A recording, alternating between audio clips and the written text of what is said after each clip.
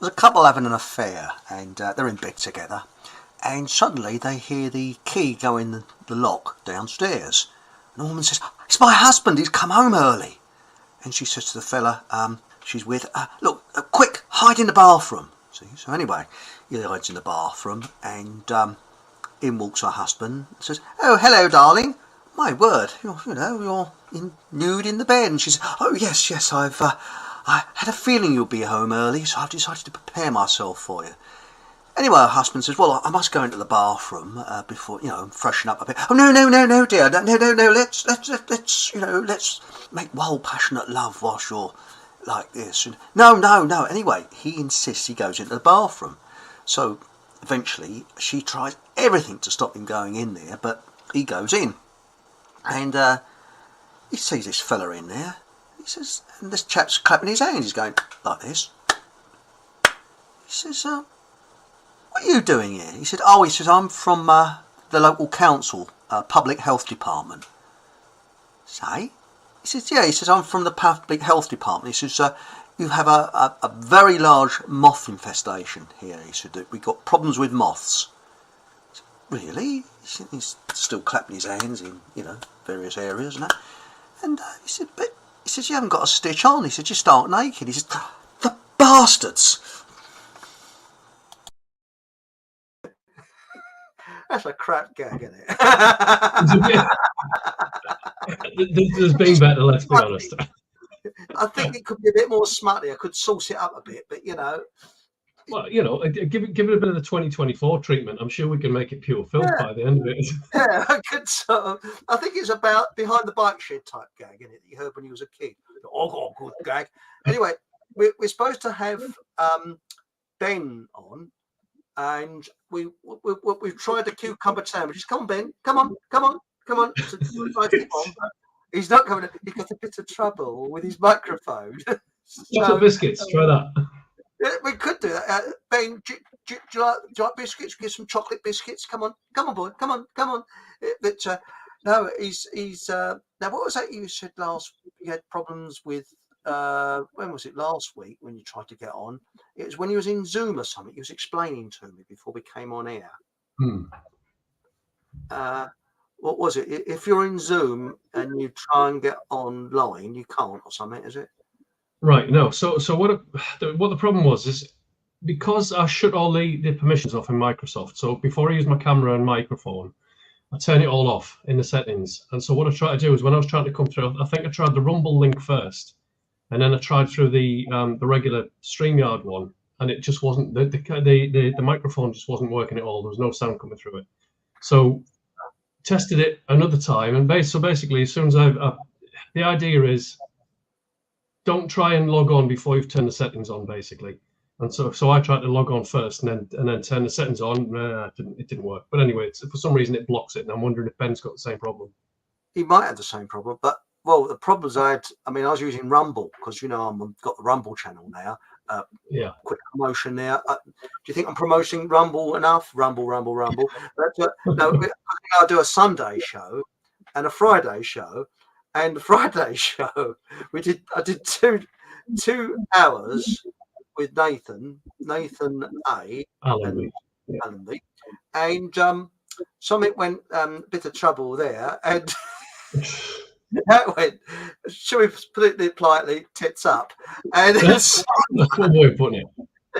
I was on with Paul English, you see, I'm sitting there, hello, it's there, and it's got microphone blotted because it's radio we do on Sunday, you see. Yeah. So Boggable radio. So I'm sitting there. How do you hope he could hear me? And he says a message, unblock my microphone. So I unblocked his microphone. It still was blocked. So he logged out, logged back in, and came straight in. Now have we got? Oh, hang on. I've just realised there's something missing. I'm just going to do a quick removal. Okay. No. What, shall I remove him or? No. There we go. Ta-da. My mansion. You got your mansion, that's right. I've got Larry, so no, it's been more trouble. Yeah, I've done a quick time jump, and now I'm back in the mansion where I belong. And, Excellent. I'm happy now. Well, thanks by the way, thanks for in private chat sorting out Ben's problem, but Well, he's not there. So, shall we say raise the stakes a bit? Two two chocolate sandwiches biscuits. with cheese Hold biscuit. on. Come on, Ben. You can do it. Because I've been banned from Twitter. And it says they were not allowed it on. And tonight I went straight on and no problems at all. So I don't know what they're up to. But anyway, let's have a quick look in chat. See what we got tonight. Oh, yes. We got Stephen Truseeker. Hello, Stephen. You were the first on at 7:59, a minute beforehand. That's keen, very keen. Then we got Nathan. Hello, Suko. Hello, Sue. And we've got who else we've got Baby with a Laser. That's good, isn't it? We've got That's Life But Not As We Know It. Good evening, inmates. Oh, I like the sound of that. And yeah, I do. I like that. And this is Camera. And I always think of that. Hello, Camera. Camera. My camera never lies. Hello, everyone. Hope you're all good. Yes, it's Louise, I think, isn't it? Right. Now, we are going to talk about, we're not going to go too much on about ballots. But what a load of old ballots, eh? I'm going to show off to that. Look, this is all the crap I've got through my letterbox so far. Look at it. Wow. So are we going to go through each of these, aren't we, today? So we're going to see the propaganda being on display. But before we do that, I'm a little bit upset. What's a little bit upset, Chris. Well, I mean, you know, the impending election is very soon, and you know, I've got my my ballot papers that I'm not going to use probably, and I haven't seen one single canvasser. But I'm even more upset than that because I haven't received one single bloody leaflet, and I'm starting to feel victimised now. Yeah. Hang on, is Ben? He's starting again. Here he comes. Come on, you're gonna get a cucumber sandwich if you come on, Ben. Come on, boy. Come on, you can do it. You can get there. Let's all. This new version of the carrot and the stick. That's right. Yes. Because let's put it this way: if you don't come on air, we'll send the boys around, won't we? You know, Luigi. He's got a very nice way with him. You know, we want you on the program, like, you know what I mean. You know. Oh, we got Asperger's as fudge.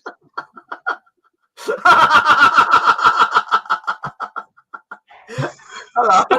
That's a classic. That's like my funny bone before we started. We got Dan MC Kindling. Hi there, Kindling. And the other thing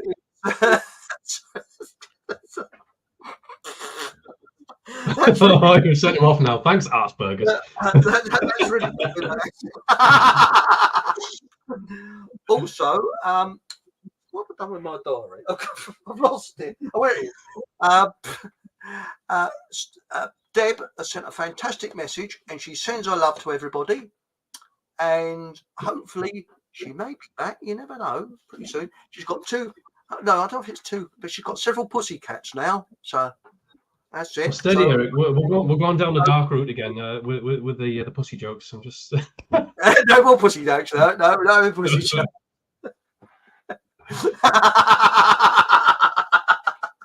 Right, we got Baby with a Laser. We got Me Neither. No leaflets here. That said, last time I gave them all shit, probably blacklisted. That's the spirit. I like that. Well, I said this on Sunday for those of you that were watching on Sunday. Do you know that Jehovah's Witnesses have actually started a new campaign? And it's a political party and campaign to stop for it's public health, to stop people coughing in other people's faces. Isn't that nice? Go on. And, yes, you may have heard it as you was watching on Sunday, and it's called the FAR COUGH party. You see, and they're really gaining success because they're knocking around the doors. People know them instantly. Open the door and they say, "Oh, it's FAR COUGH." So Good luck to them. If I see them, I'll recognise them straight away, and I'll say, you're of that party. The thing is, I mean, they really should be campaigning this time around because they keep promising to bring the kingdom of God, and I keep waiting. Yeah. What's wrong with it? It's not enough conviction. Couldn't you give a little wave around the side of a cloud or something like that? It's like, hello, or I mean, at least it'd be a bit more credible, wouldn't it? I mean, what was it? I think it was George. What's his name? The American comedian, who's now sadly no longer with us. He said he's going to start sun worshipping, because at least you can see the sun. It's a bit more credible then. Well, except for at night, but you make exceptions. But he's going to come up in the morning and behind all the smog and chemtrails. Yeah, anyway, the blanket, yeah. Now, do you reckon we could do some deep thoughts and try and get Ben onto the show? Come on, Ben, you can do it. I'm going to leave that bit to you because the whole manifestation thing's really not sitting well with me at the minute. So I'll let you do the manifesting, and I'll cheer you on. I'm trying. I'm sorry, guys. Well, okay. Well, thanks. By the way, thanks, Nathan, for trying to help Ben because he's in. Since Nathan is busy typing away in private chat. Come on, you sod. We'll send the boys around. Luigi's getting in the car already. He's going to beat you up for that now. That's not. So, hello, Ben. You want to come on the program. You know what I mean? Right now, we've got this man. And what the hell is that? Last week, what's it now?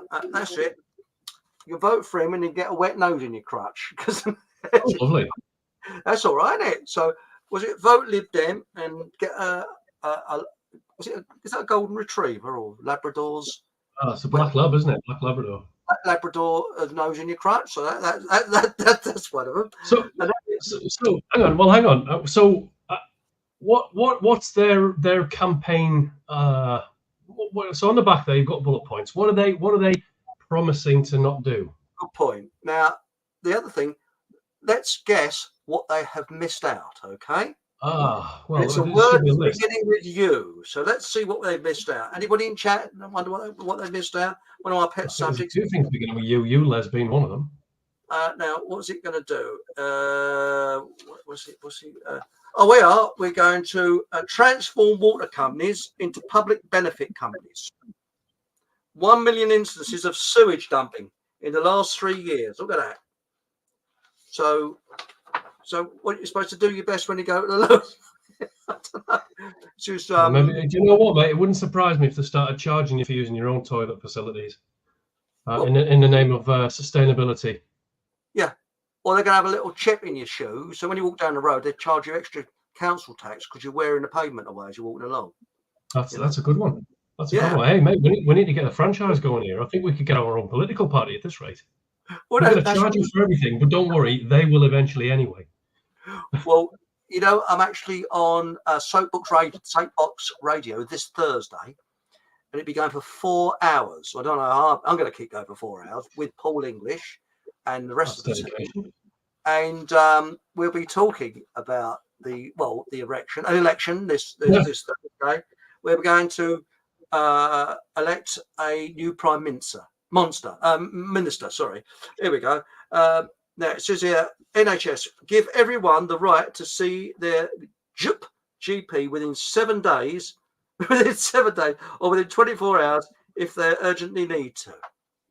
What about if you don't want to and you want to see a healer instead of a GP who knows what they're doing, not a thick-o-demic that's being paid for by the people we not allowed to talk about. The problem with that is, so that should just be a given, right? That that shouldn't even be a political policy. That should just be a given. We pay for it because we've got a national insurance, and exactly. if you've got a limited company, as I used to have, by the way, it had large amount of employees. One, me. Well, that's what you call a unified workforce. That's right. Yes, no union troubles there. Everybody got on well. Because I used to. And if you're not getting paid properly, then you're responsible. It's got here, was it finally put mental illness on the same footing as physical health? Yeah. And it says, Okay. invest in trouble with that is the government can use it to take out the Detain. undesirables like us. I'll speak for yourself, mate. Or me. I know. To be fair, I'm batshit mad. So Let's put it this way: anyone that goes to see a psychiatrist needs their heads tested, don't they? If you think about it, right? Invest in public health and prevention, so that fewer people get ill and need treatment. What about investing in farming and organic food? That would be an answer to that problem. Recruit, train, and retrain more doctors and nurses to fill the thousands of vacancies, in the NHS and cut waiting times. Oh, gee, I wonder why there's massive vacancies. Could it be that they threatened everyone with forced? What?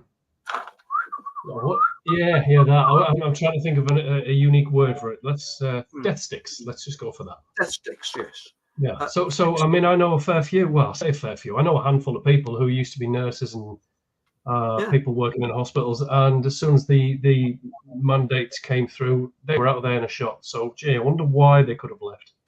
Slap my thigh, isn't that amazing? It says here, was it fix the life-threatening crisis in our ambulance service and provide emergency funding to tackle poor response times. So there we go. But this is the main thing. It says save our NHS, end the cost of living crisis. Well, I could do that with one word: usury. Yeah. Remove it, destroy it, and then go after the scammers and arrest the bastards. Well, I mean, I suppose the ideal solution is to, if you want to take that even further, remove the banks, remove the government, and then problem solved, isn't it? Well, do you realise we haven't got a government at the moment? It's when it's been resolved. We haven't got a government. Has anybody noticed any difference? Hang on a minute. Oh. I have a feeling something's coming through. Can you? Are we holding hands? Yes, it's Ben. Hey, how's it going? I made it. I don't know what happened there. I'm sorry about that. So I'm late, mate. Sorry, I was a bit of confusion. I was a bit of confusion over where the link was going to be posted, and I thought Chris thought it was email, and I thought it was Facebook, and then I have seemed to have had a lot of technical problems this evening for some reason. I'm here. I switched browsers, I switched cameras, and I'm here now. But hi, Nathan, Eric, hello. Hi, mate. You're right. Well, everything went wrong last Monday, didn't it? And then everything went wrong on Friday, and everything went wrong on Sunday. We're doing really well. Is there a Mercury retrograde or something? Is there a what? Mercury retrograde.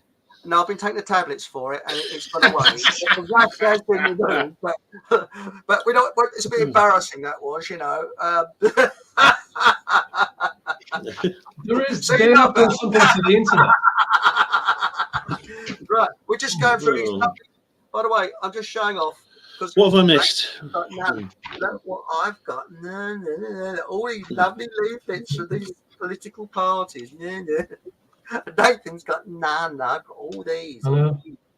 Oh, you had to put through. I had a few. I've had a few of those. Yeah, I just. They're right. So I'm seeing a definite discrimination going on here. This is definitely a discrimination against the North. I mean, it could have something to do with the removal of implied right of access on my door. I'm not saying it is. It's definitely a North-South divide thing. I'm not happy. It's anti-Northerner. That's the problem. Yes. As we're all FOCM members of the, shall we say, we're FOCM. It can't really be citizens. We're FOCM individualists. That is a country that scans everywhere, really. So it doesn't really matter where you are. But we're just going through this. This man is going to save our NHS. That's good, isn't it? They all say that, don't they? End the cost of a living crisis. I can deal with that instantly. Abolish usury and go after the City of London and the usury scammers, and stop the sewage dumping scandal. What's that? Did you shove a cork up a dog's bum? What's happened is there's been some. Where is this again? Because there's been some problems with some water companies have been dumping raw sewage into some rivers. It's in the lead. They're doing it in Teesside. They're basically, I think it's either Billingham or towards Redcar. They're dumping a load of sewage into the sea there as well. They've been doing it in the River Thames as well. Like Thames Water have been doing this, and it's been causing illnesses and things like that. Yeah, and they did it totally illegally, hoping no one will notice. But of course, there's been some scandals with of several diseases have gone around and things like that, and they've been caught out. But nothing's going to happen though, because the problem with these public sector kind of contractors, which is essentially what these companies are, is you get the worst of both worlds when it comes to the private and public sector, with none of the advantages, and so they can just do whatever they like. They're motivated by greed. They can do whatever they like. They have the state backing them up, so they get away with that. Now, I don't believe these all the politicians say this. They're going to solve the cost of living crisis. They're going to save the NHS. They all say that, but we've had like usual mantra, isn't it? Basically, yeah. I mean, they never make any improvements. They just make things worse, and then yeah. I remember. I voted for Tony Blair in 1997, and I'm not proud of this. I will never forgive myself for that, but I'm going to try. But I did, and because of course we'd had the Tories for all these years, and the Labour were the ones who were going to save the NHS and save us from this and save us from that. We're all going to frolic in vodka flavored clover and stuff like that. But of course, they made it worse. They didn't just fail to prevent or to overturn the previous government's policies. They made it worse. They accelerated it. Yeah. But let's face it, they're brilliant, because this is what we want people to do for Thursday night show. That is, we're inventing a party. Okay, this is Paul English himself. And I'm going to be sort of, shall we say, the devil's advocate.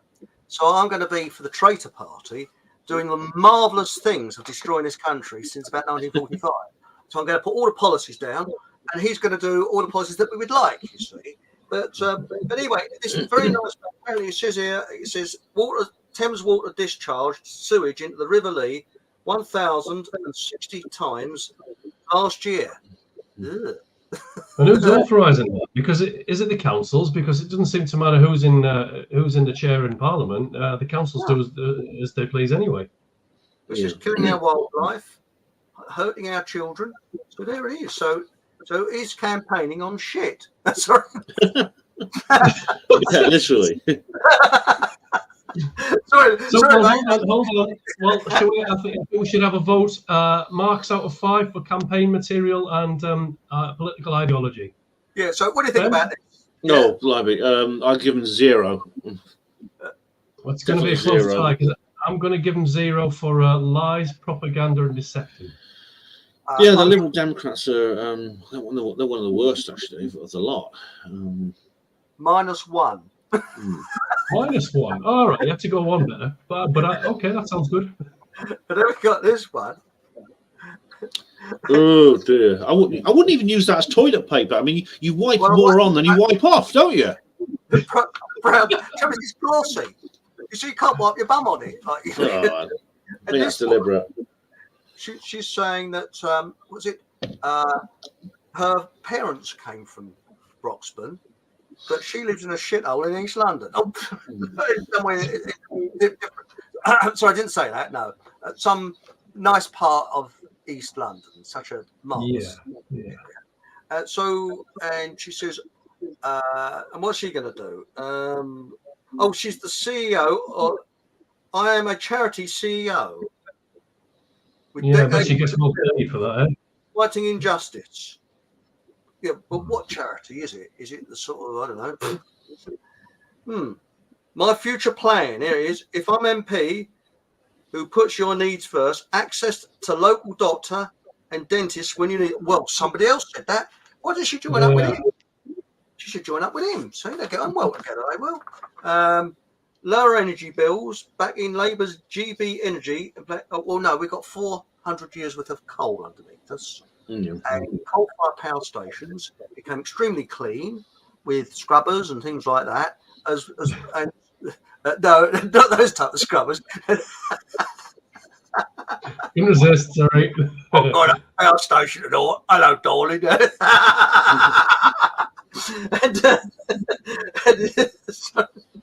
And it says here, what is it now? And lower energy. So what's this GB energy plan? Safer streets with more visible police force.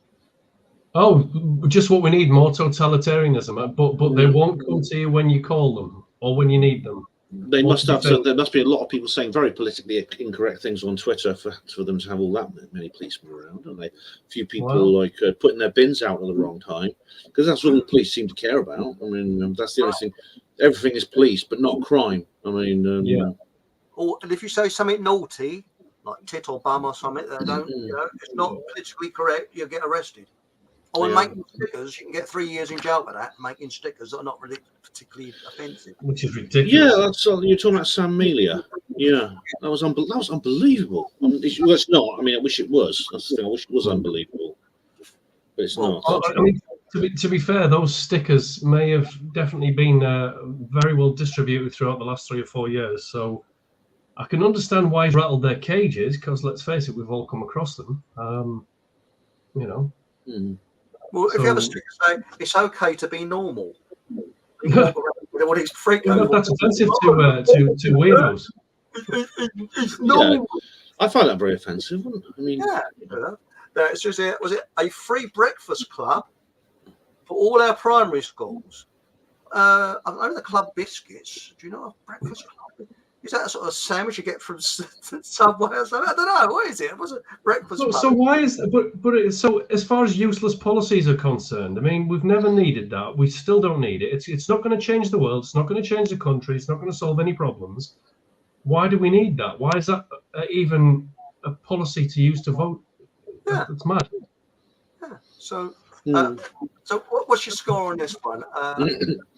So, what do you think? Could you go into minus figures? Yeah, I have -1 for this one. Probably minus something, minus 100, something like that. -100, yeah. Sort of, yeah.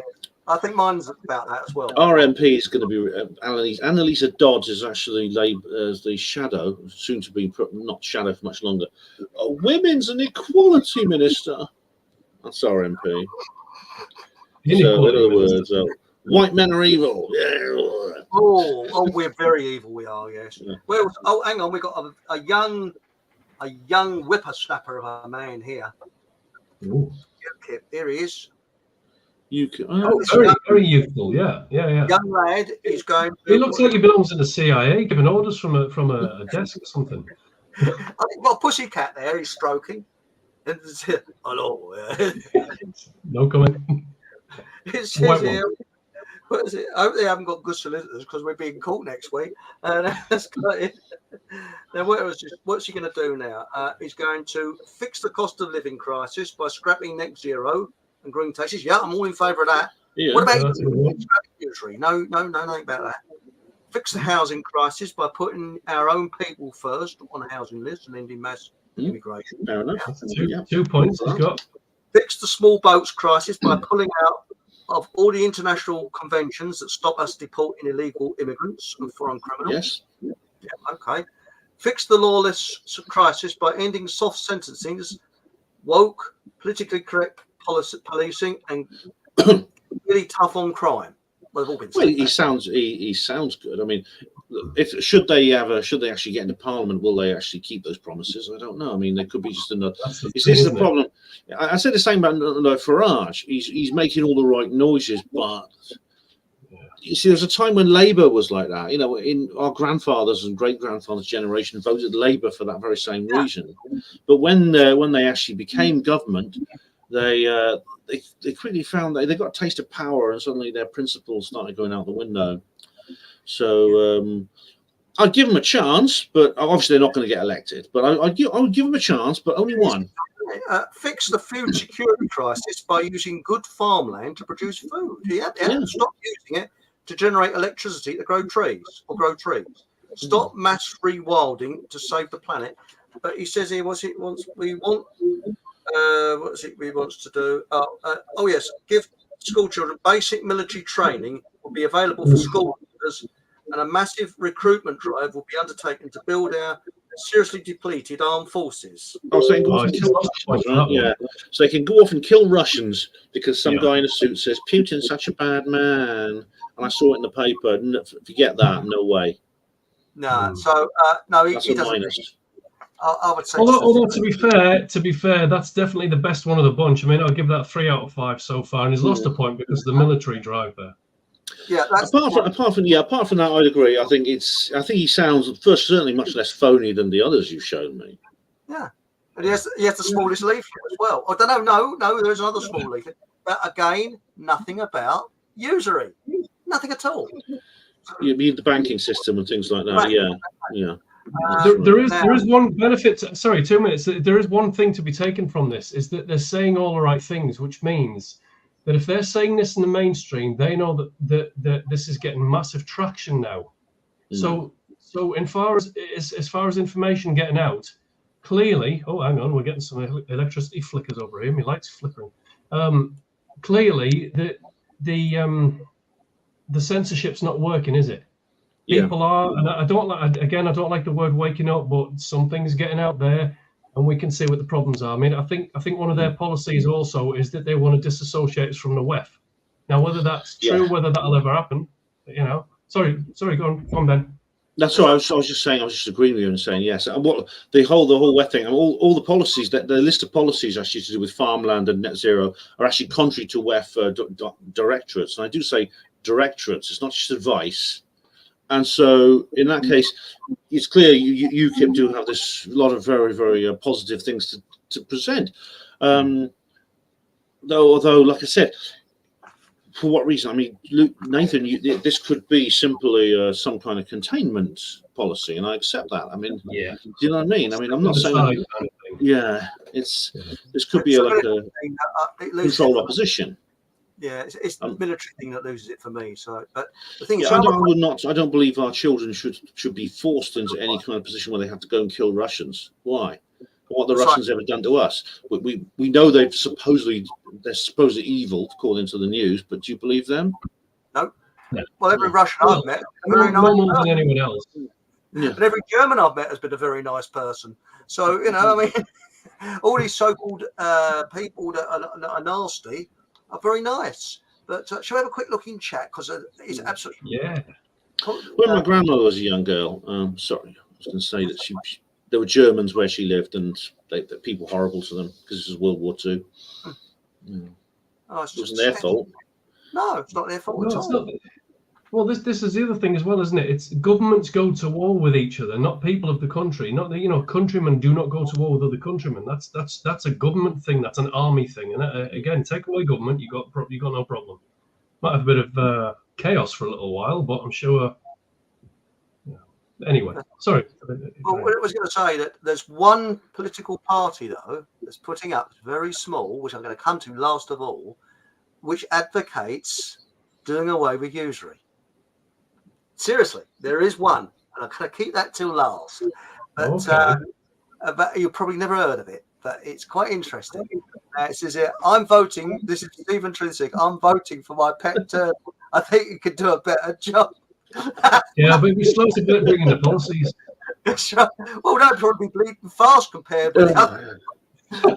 Well, compared to the idiots you see on TV, I mean. That's George Carlin, yeah. He loved George Carlin. Yeah. And now what we got here, now it says here, Suko, I really cannot be bothered voting, so pointless. Yes, well, I don't. It gives them ideas, now we got here, what was it? So comment on what Sue has said. I would say if there really is some person who appears to be saying the right things in a positive way, I think they deserve a chance. For example, in the last election, I voted for the Independent Oxford Alliance. These were people this was the local government elections. If you remember, it was about 2 months ago. And they were trying to stop the bollards and the 15-minute city thing. They were that. And they actually won, including the guy in my ward, Alan Yeats. He actually won his council seat. So I backed a winner there, and I'm glad. And so in that case, I would say it's not always a waste of time. It is mostly, but play it by ear. Just see what these people say. That's right. I think the Mayor of London was rigged. I think that vote was totally rigged, because I haven't met anybody who likes it. But anyway, I think I will vote for my golden Labrador. She's more intelligent. Oh, we all voted Yeah. for. We'll vote with this bloke because he's got a dog. He's got a black lab. You're voting for a wet nose in the crotch. That's interesting. Dogs are too nice to be in politics. Just what Sue said there about this whole voting thing, because my default stance, and I'm pretty sure a lot of people now, their default stance is, what's the point in voting? However, just bear in mind for 1 minute that if the I forgot the bloody name of the party, Reform, right? So if they got in, let's just say that just some kind of miracle occurred and they got in and destroyed the paradigm or the existing illusion of the paradigm. Would they not then be held accountable in the public image if they didn't carry out some of these things? So if they got in and within 2 or 3 years, if they didn't do the things that they said, wouldn't that just serve to wake more people up to the illusion of democracy? And I mean, that could be a good thing. I got to be honest with you guys.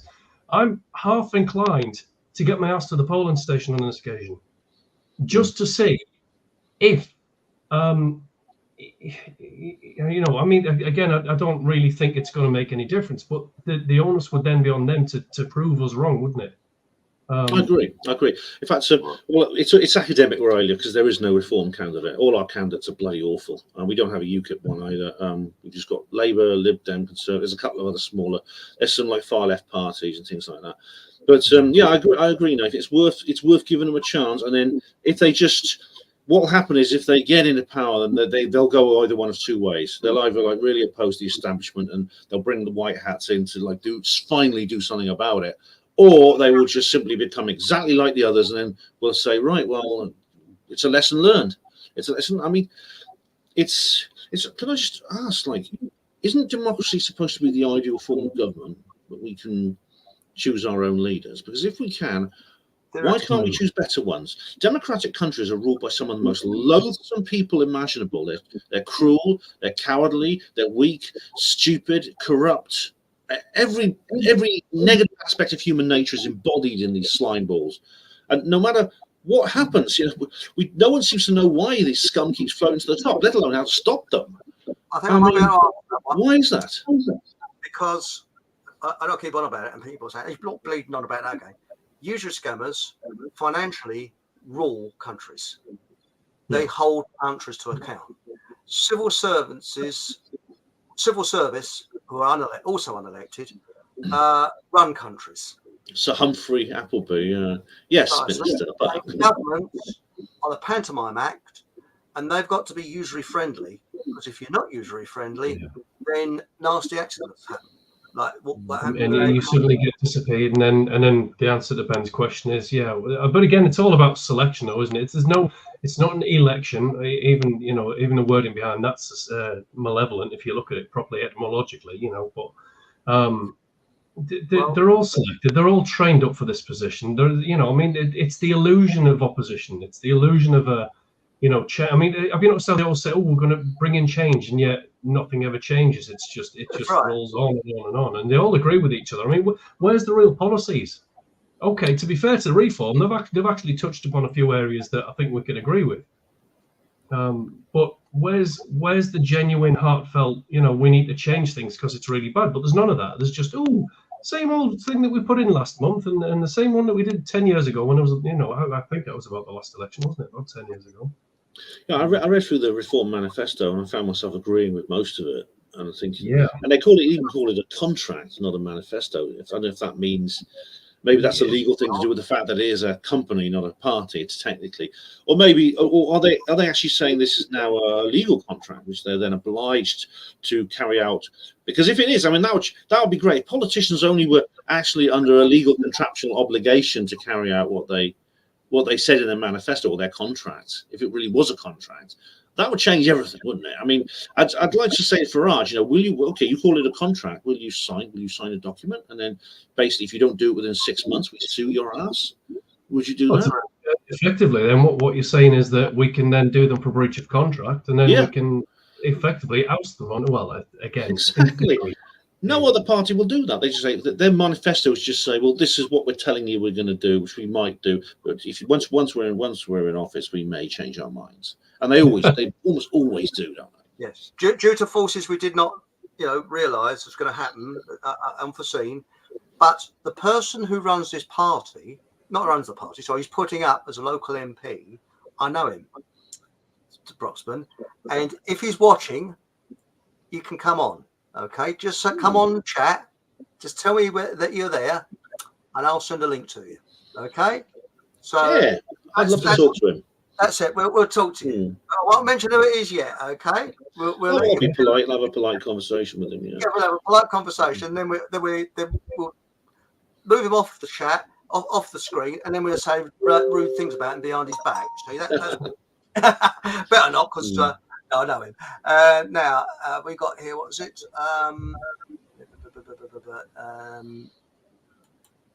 We got all Illuminati controlled. Yes. Now this is an interesting one. It says here, my baby with a laser says, my mate is a theatre nurse. He got the big chat and threatened to look elsewhere for work. He caved in and took the. Oh dear. I feel sorry for people like that, because I was, of course, I'm ex-NHS. I was a hospital reporter for 23 years.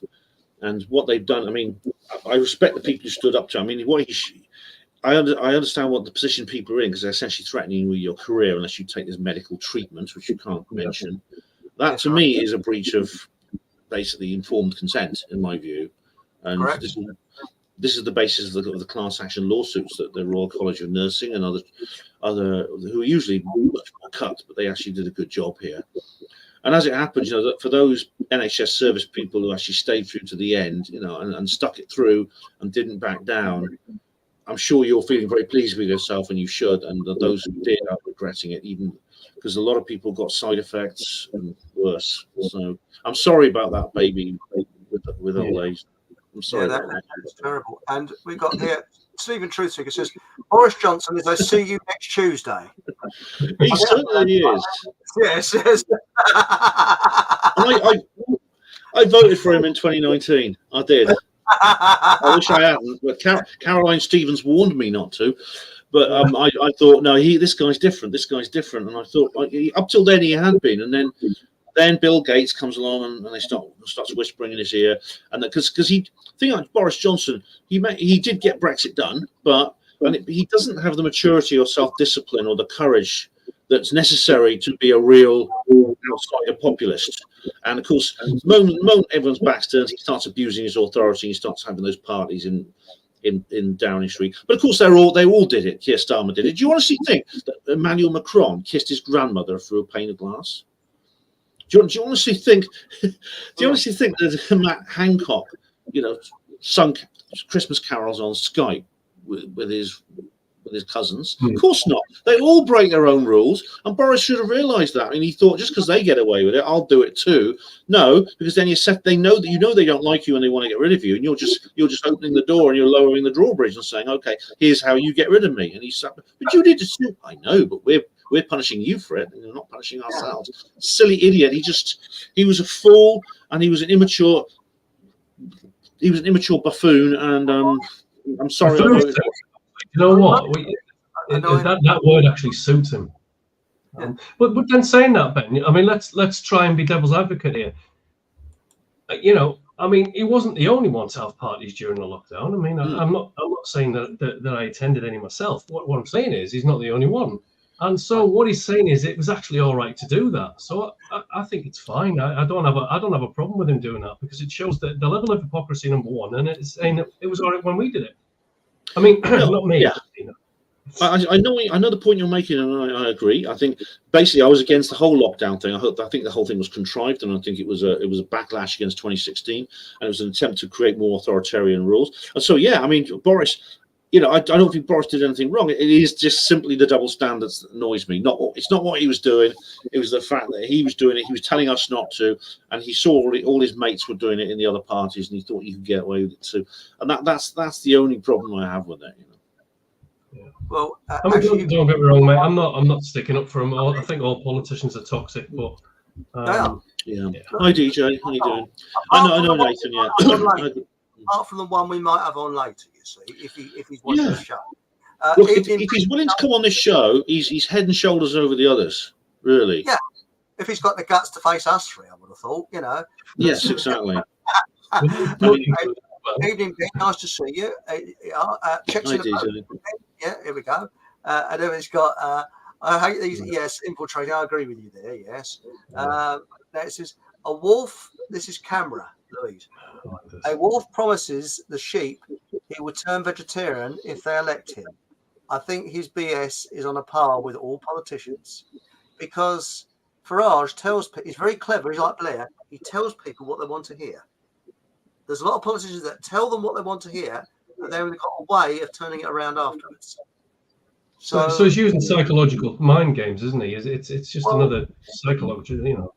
My uncles, they were comedians, and they used to talk about reading the audience. And they would say, right, you've got some things, jokes you can say with some audiences, and it's learning when to do the gag, what type of gags to tell.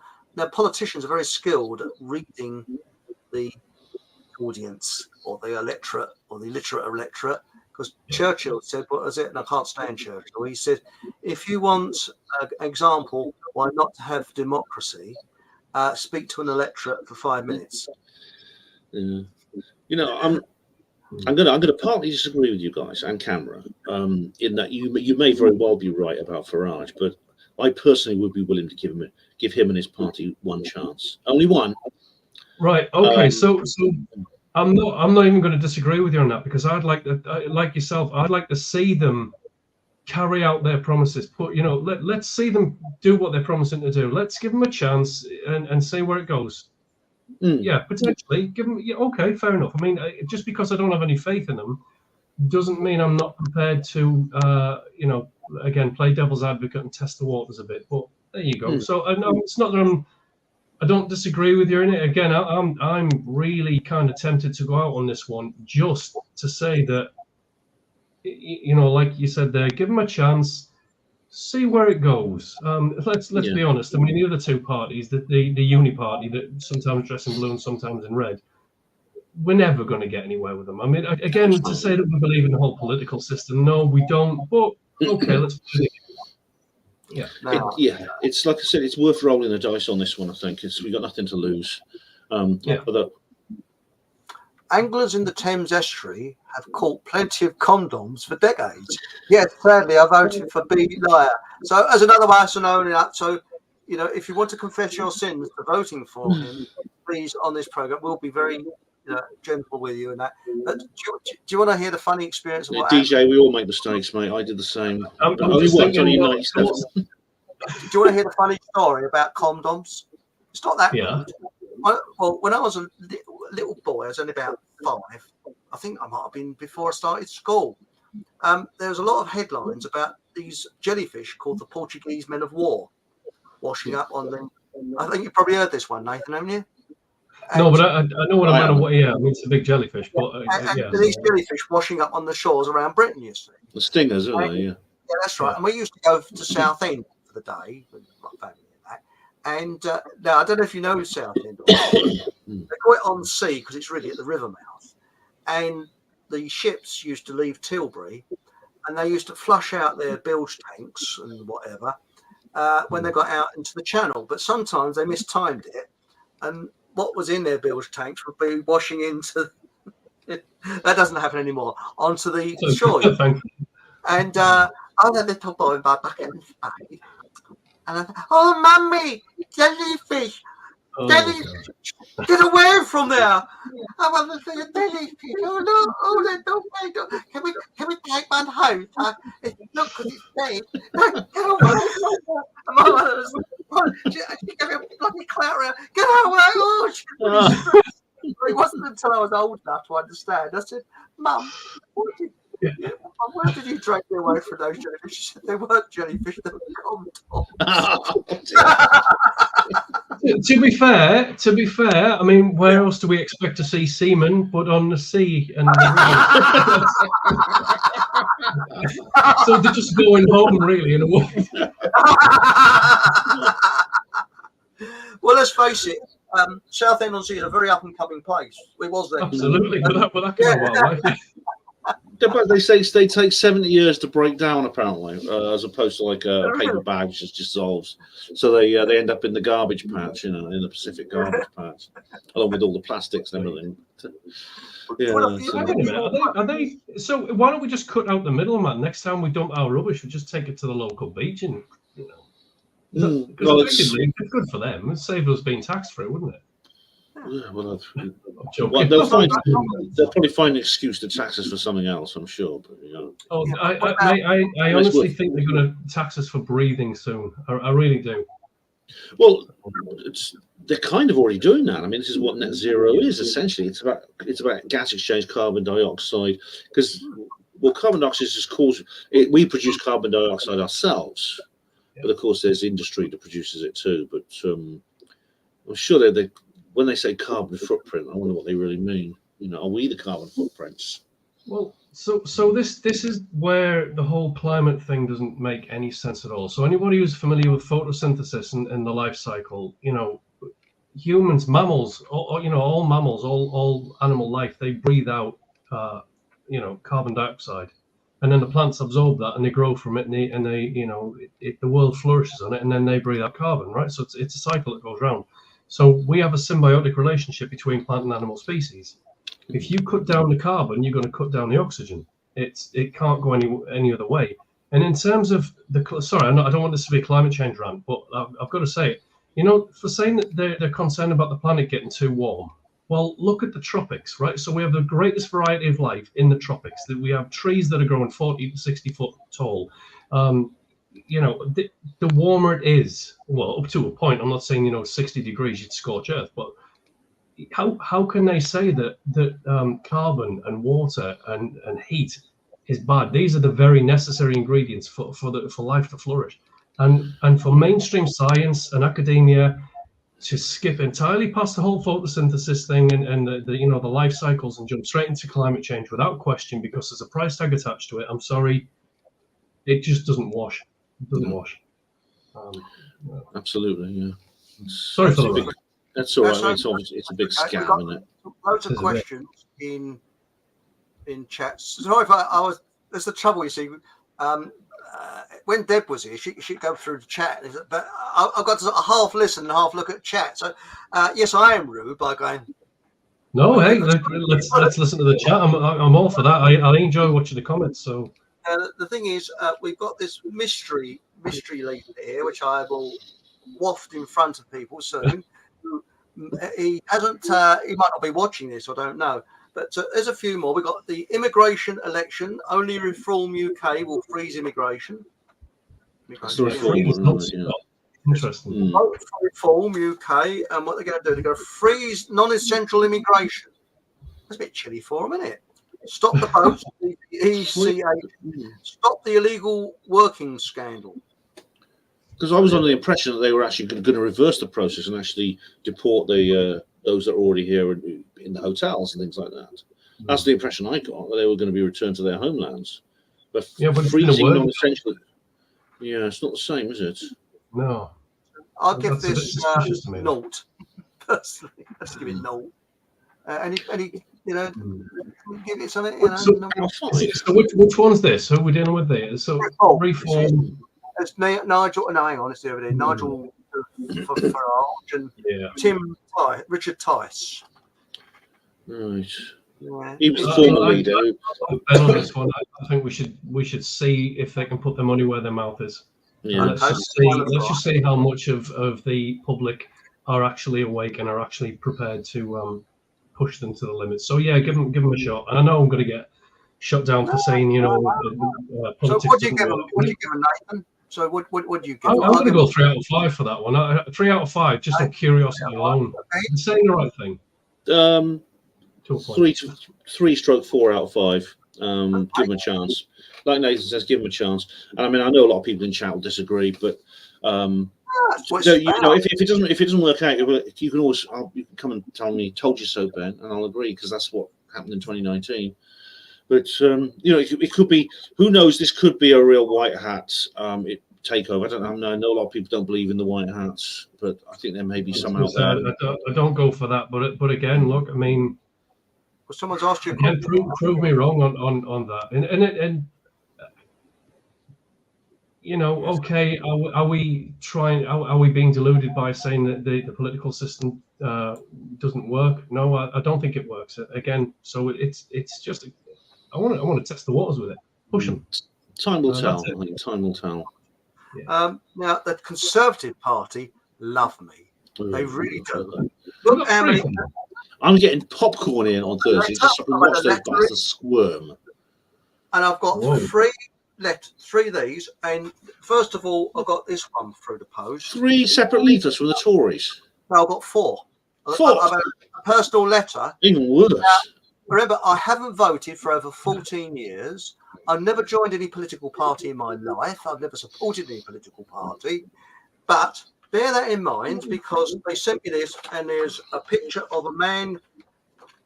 Here he is in white trousers.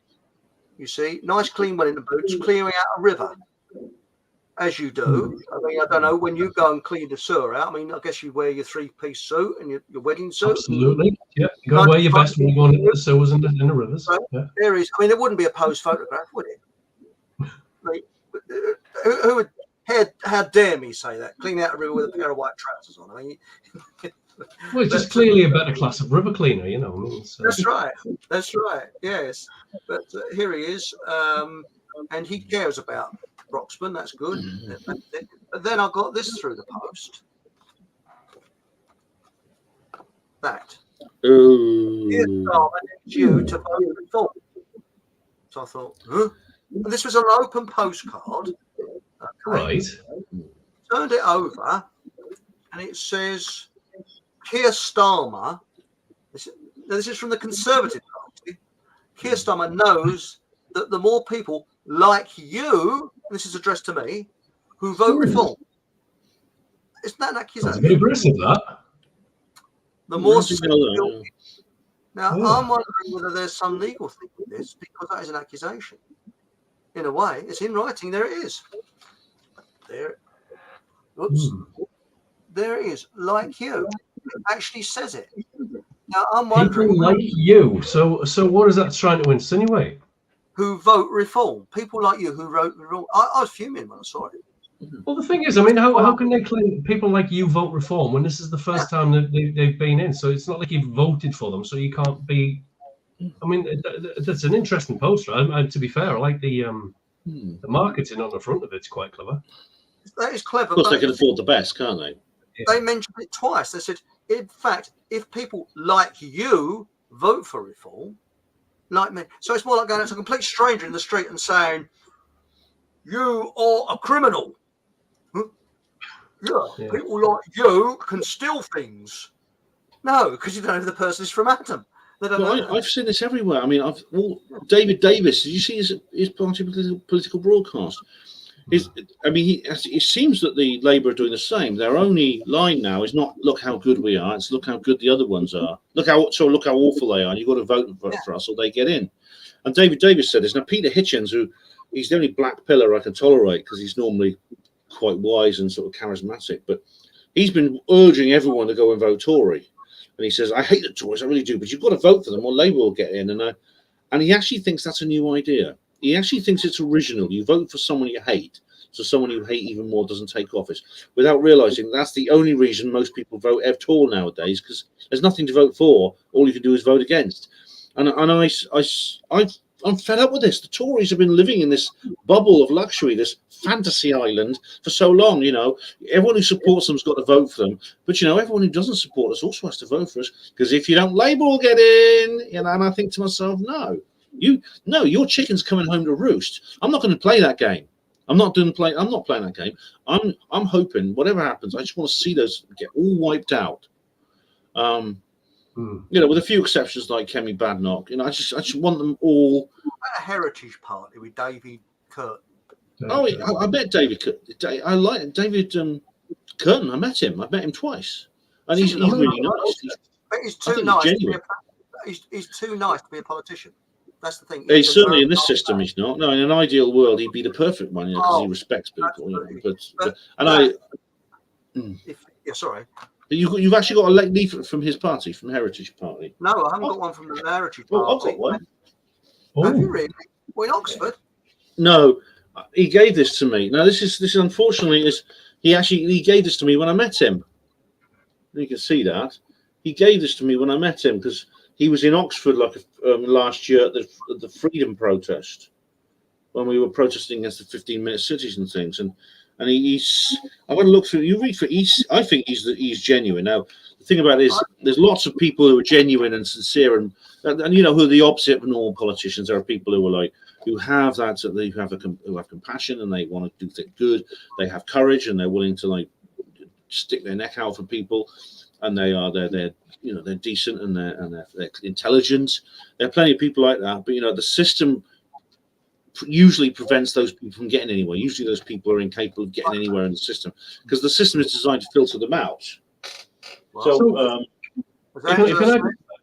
I'd like to make right. So at this point, this is where I think there's been some shenanigans going on with the politics of the Reform Party, because we have Curtin's political party. We had a couple of other what could only be described as truther parties, right? The genuinely standing against the system, and they were starting to gather pace.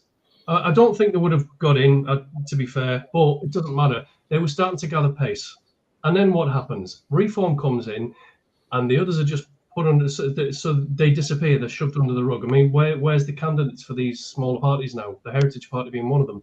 They've disappeared. So part of me is thinking, well, they've only brought Reform in to say the right things, to coerce people into a false paradigm, false promises. They're saying all the right thing. Meantime, the genuine parties disappear, if they are genuine. And the other thing is, something you said earlier, Ben, is that, the left-right paradigm, the blue versus the red. I mean, this is as ancient as it gets. But if we look at it for what it is, it's what they're saying to you is vote for the lesser of two evils. But my opinion on that is it's still evil. Yeah. So I'm not going to vote in evil because evil is evil. I'm not going to vote in one just because it reduces the odds of the other evil getting it. It doesn't make any sense. Exactly. This is the deal with the devil. I mean, I'm going to respond to both those points. The first one is that it wouldn't surprise me if Reform UK was exactly what you said it is. Now, I'm not saying it's certain. I'm not like so many people in the conspiracy sphere who just think everything's fixed. But I'm going to say that it's possible. I'm going to say it's possible that Reform UK, they see that there's a rising tide of dissent. There's a huge political vacuum they've desperately been trying to preserve. And so all these other parties, people like David Curtin and Lawrence Fox, who might be genuine, or the IOA, I mentioned them before because I voted for them last time. So they say, well, how are we going to prevent these people taking power? Let's create. And it is an old trick, Nathan, and I agree. It has been used before.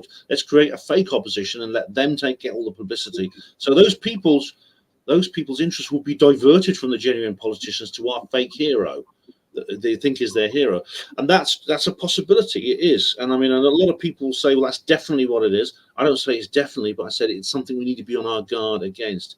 As for your other point, which you mentioned.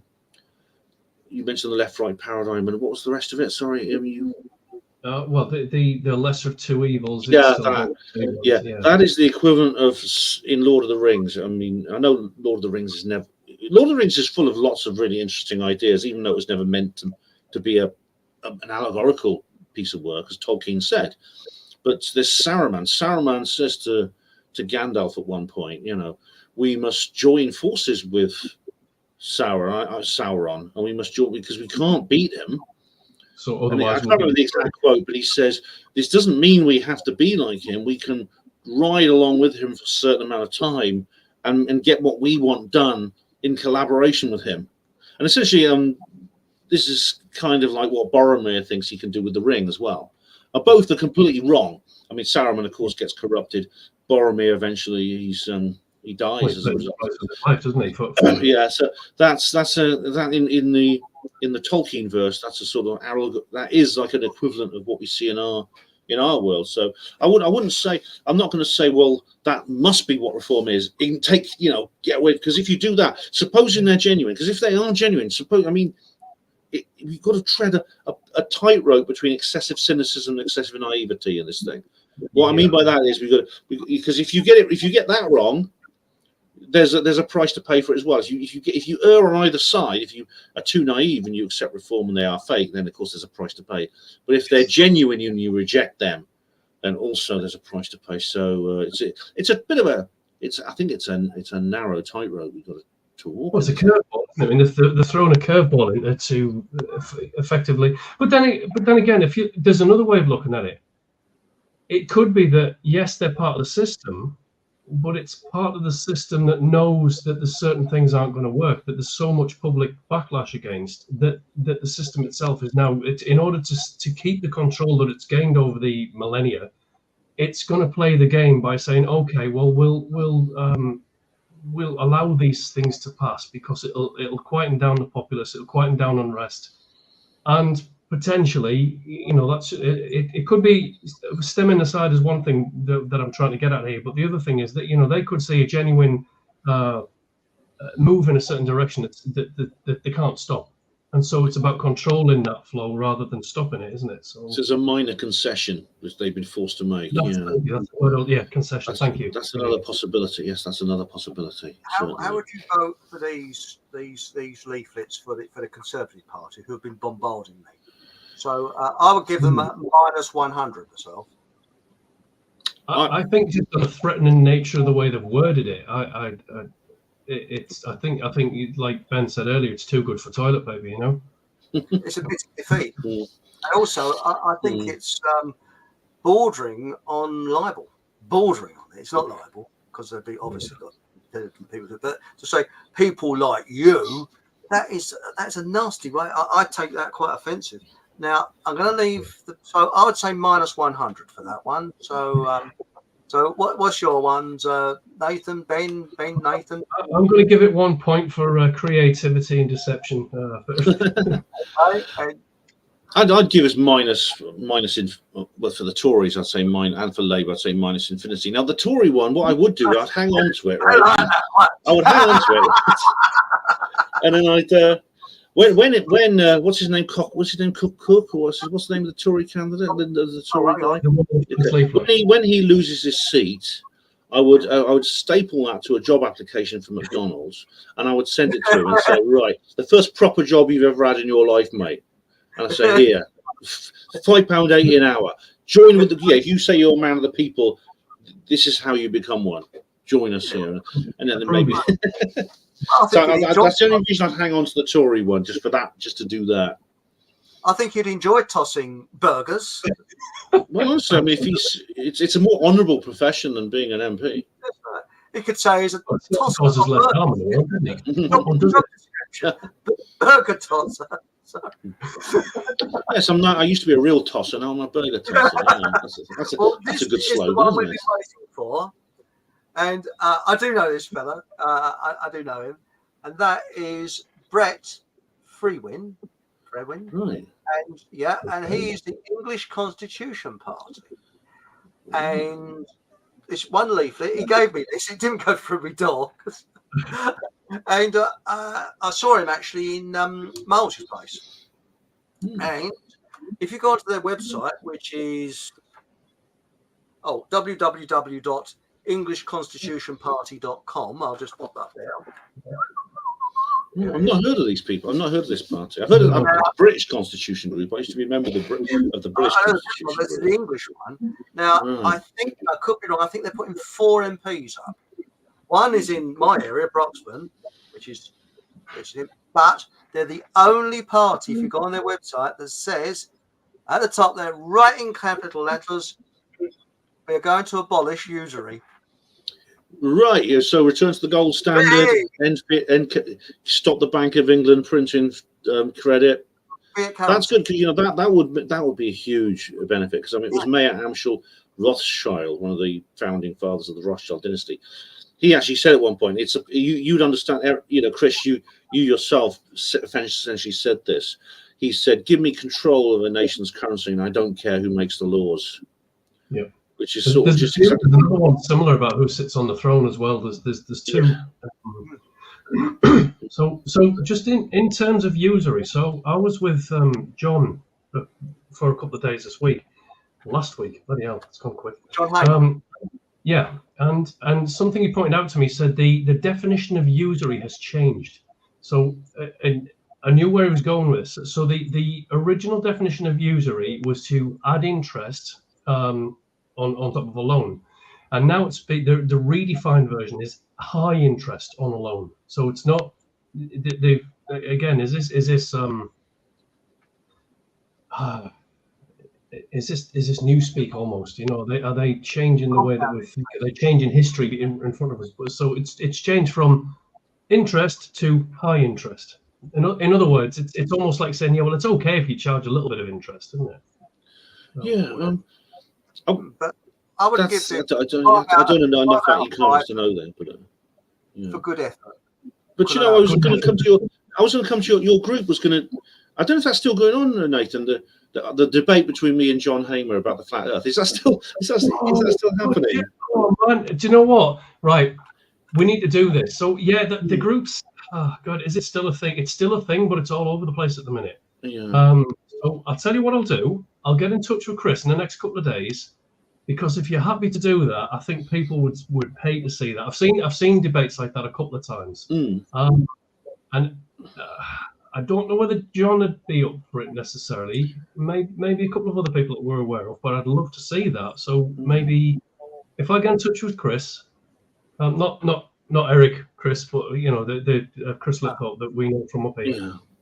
And he puts on events, and he does a pretty good job. In fact, he's the only one that does it at the minute. So credit to the guy for that. I'll have a word with him, see what he can pull off. But I mean, he's always happy to have you back, mate. I mean, it's. I'd love to go. I had a great time last time. It was. I did that talk for you, didn't I? And you know what, John? You see, I'd like because I'd obviously I'd have to John and I both have some time to do our research and things like that, and go through the background to the science of our positions. But of course, it would be fun. I can always do these things in a light-hearted way without getting hot under the collar. So that'll be an idea. Sorry, Chris and Nathan and I were just talking sort of on the side there. But I was going to say I'll give these people 5 out of 5. I think for good effort. I mean, I don't know. You go first, Nathan. I was going to say I don't know enough about them. Based on these constitution groups tend to be pretty good. So I'd say if they I'd give them 4 out of 5. I think, without knowing much about them, especially their financial policy. If they're going to bring back the gold standard, I mean, that would be fantastic. That would. That's one of the 5 pillars of the New World Order. Is what you call usury, which is its old word, but it's the fractional reserve lending. That's one of the 5 pillars of the New World Order. He says here he's going to. Actually, can we follow that up then? So So that's one of the 5 pillars. What are the other 4 pillars of the New World Order?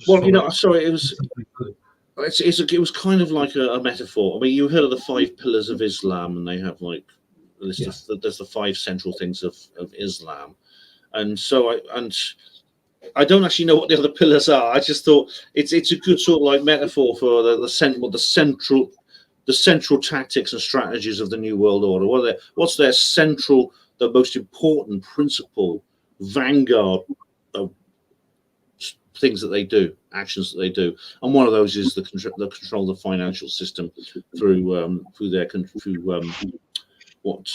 the fractional reserve lending, the abolition of the gold standard. And I'm not using code for any sort of demographic, by the way, ladies and gentlemen, before anyone accuses me. Well, we know what you really mean, Ben, don't you? I'm not referring to any demographic, I should point out. I don't think that I mean, there's another thing that truthers jump on. You're either, you must accept that particular demographic is all evil, or you're sympathizing with them. It's like, no, that's black and white, and it doesn't work that way. You cannot accuse everybody as part of any group, correct, as a collective, of all being bad or all being good. It just doesn't bloody work that way. And anybody in that mode of thinking, they're not awake. Well, Exactly. It's actually a very serious matter to point your fingers at a group of people and say, well, all these this new world order, it's you. You are the one behind it, because that's an extremely serious matter.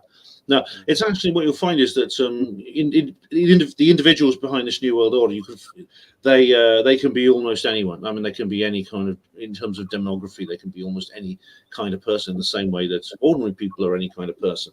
So no, I don't single out any particular demography in this agenda at all. And I absolutely agree with you, Ben. For that We've all been accused of always, you're anti-Semolina, you're this, you're that, you're that. No, I like people, actually. It's like psychopaths. If people said to me, I'm anti-psychopath, I'd be quite proud of that. Yeah, I'm anti-bloody psychopath, and I like them. And anyway, would you like me to read out some of their policies? Oh, yeah. He might be our next Prime Minister. So you never know. Well, that might not be a bad. I mean, I'd give him a chance. War between now and, shall we say, Thursday, and most of the population of Britain is wiped out, he might become Prime Minister if any handful of if enough people vote for him. Yeah. I mean, void all unconstitutional European laws, not repeal. Void. Okay. Independence and self-determination for England. There's a big difference between England and Britain.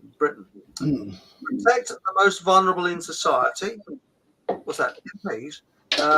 Raise state pensions equal to the national living wage. Reduce retirement age.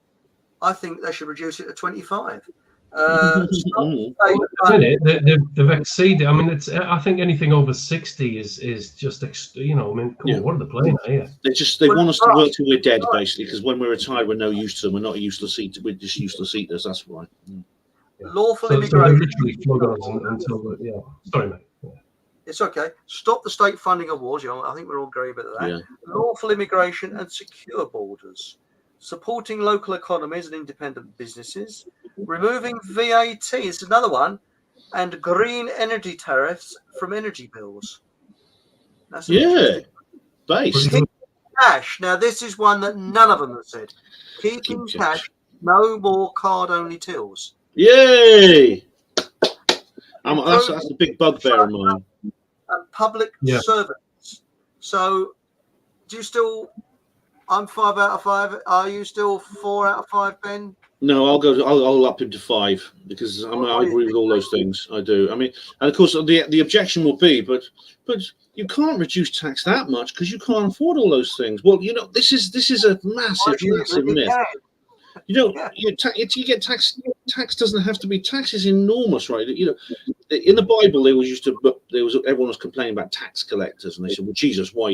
Jesus had to explain why he was like being friendly with these tax collectors." But you know what? In those days, in the days of the Roman Empire, the tax collectors would turn up in places like the fishing community, it mentioned in the Gospels, and they take money. What they would take is maybe a couple of these denarii, these little coins, maybe a week's income from each of the fishermen. And for the rest of the year, they leave them alone. And the United States only exists because of the revolution, which was sparked by people protesting against an import duty on tea. When a tea clipper docked in Boston Harbor, they jumped on board and they threw the tea overboard into the sea, and that triggered the revolution. But the import duty was 3%. 3%. 3%. Now, and VAT alone is 20. I mean, you're right. I mean, how would they, in some countries, I think Canada, it's like 52% if you add up all the stealth taxes and everything. The majority of capital in society is forfeit to the state. So, but we know for a fact that societies work perfectly well, and small caretaker states can operate perfectly well on a tiny fraction of that amount of income, an exchequer which was minuscule by comparison. So, I mean, so if anyone ever questions that guy, the English Constitution guy, about that, I hope that's what he'll answer. Well, Brett, if you want to come on, and you're watching. Yay! Come on, let's talk to you. On, we'll give you a good grilling. Sorry, we'll talk to you. Yeah. You see, I think it'd be good actually. I mean, if he does watch, I mean, get yourself on, mate, because that would be a fantastic conversation.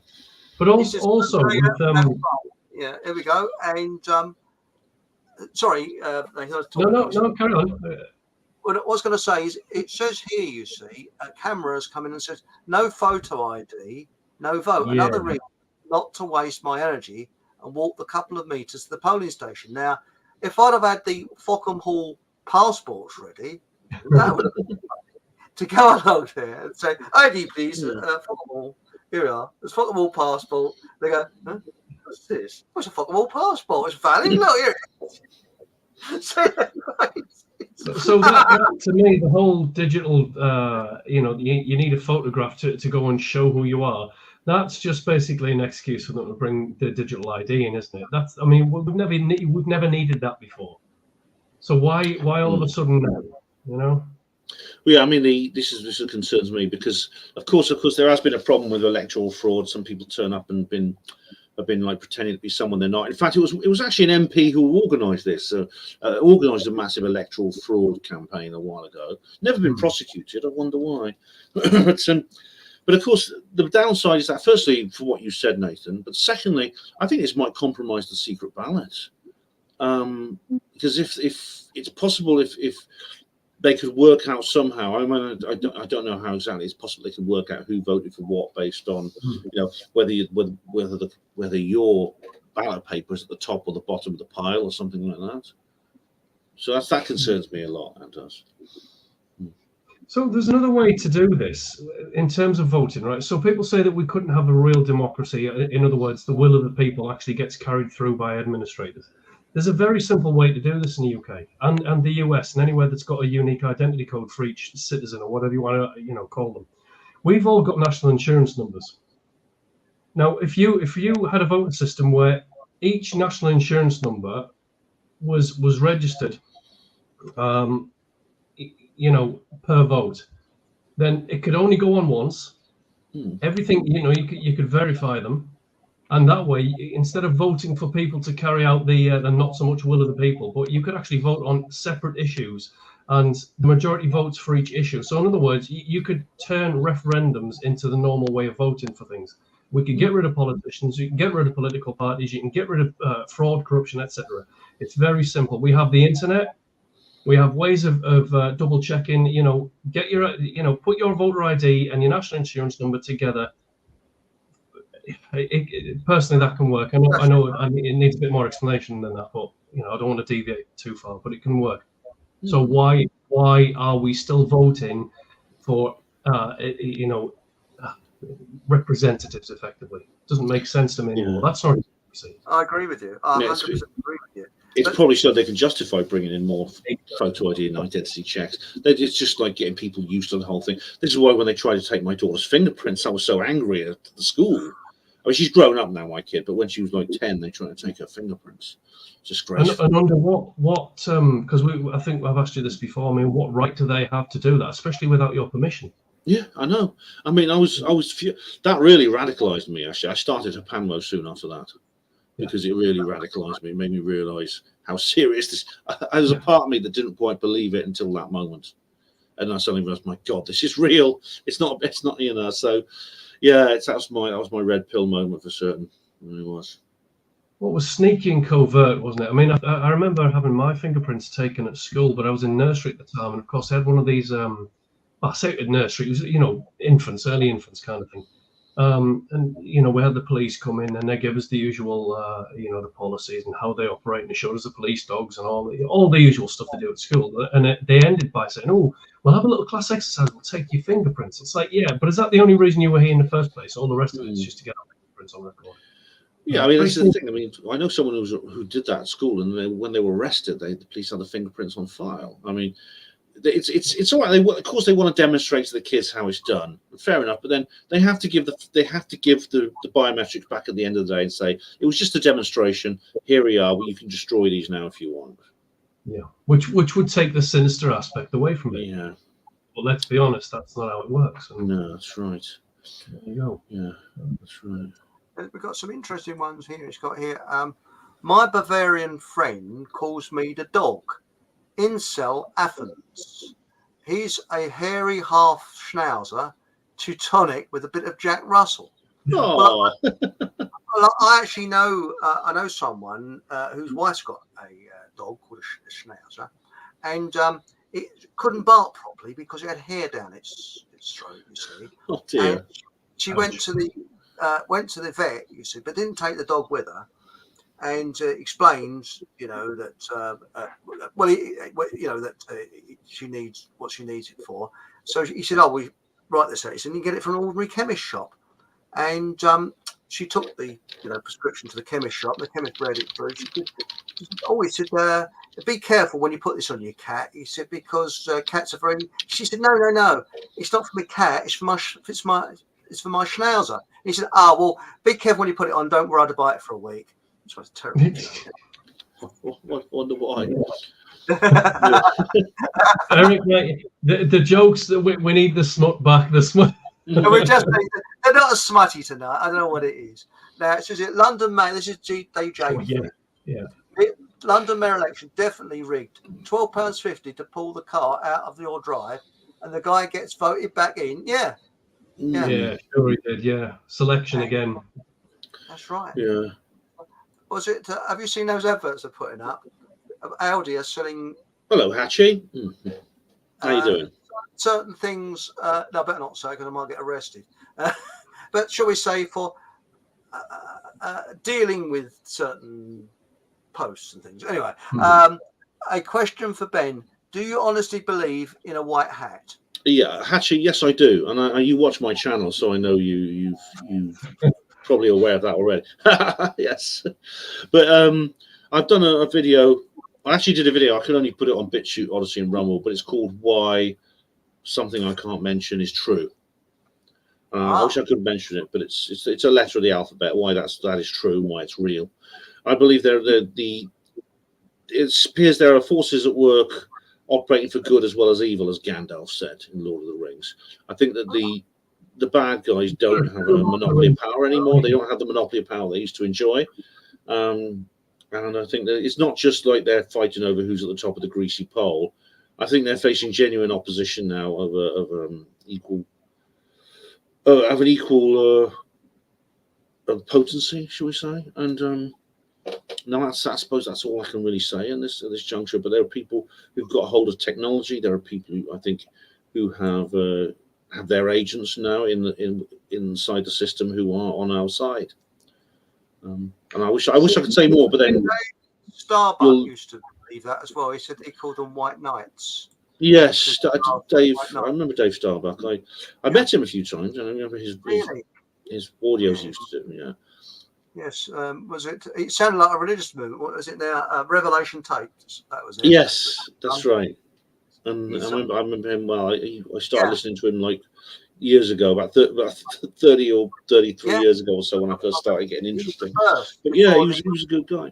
But Hatchie, I mean, I wish I could say more. But you see, there's only so much you can say on YouTube now, unfortunately. There is. This is why I have the Friday and the Sunday show on Rumble only. And we'll say a little bit more. So, but what I do is Sunday is radio only, and it's surprising because radio, I think, does go down better. And also, I'll be linking up with Soapbox Radio, and Soapbox Radio goes out on American networks as well. So it will hopefully enlarge the audience quite a lot. And this show will be going on Soapbox Radio as well. So people will be able to hear it on there.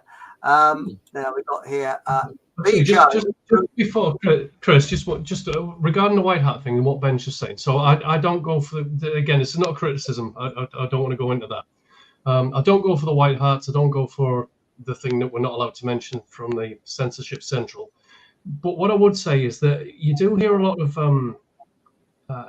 let's say, I'm trying to word this. Bloody censorship, right? Okay. I know it's difficult. The lines are not necessarily all on the same page. Apparently, from what I'm hearing, is that there's a lot of disagreements from the top echelons in and of itself. So I'm not saying that's white hats, etc. What I'm saying is, I think the way that this is going, it's kind of, if we go into this technocratic dystopia, right? If we go down that route, there's no way back in a lot of senses. If we're imprisoned in this matrix digital prison or whatever you want to call it, and I think there may be unrest at the top levels as to just how they want this to progress.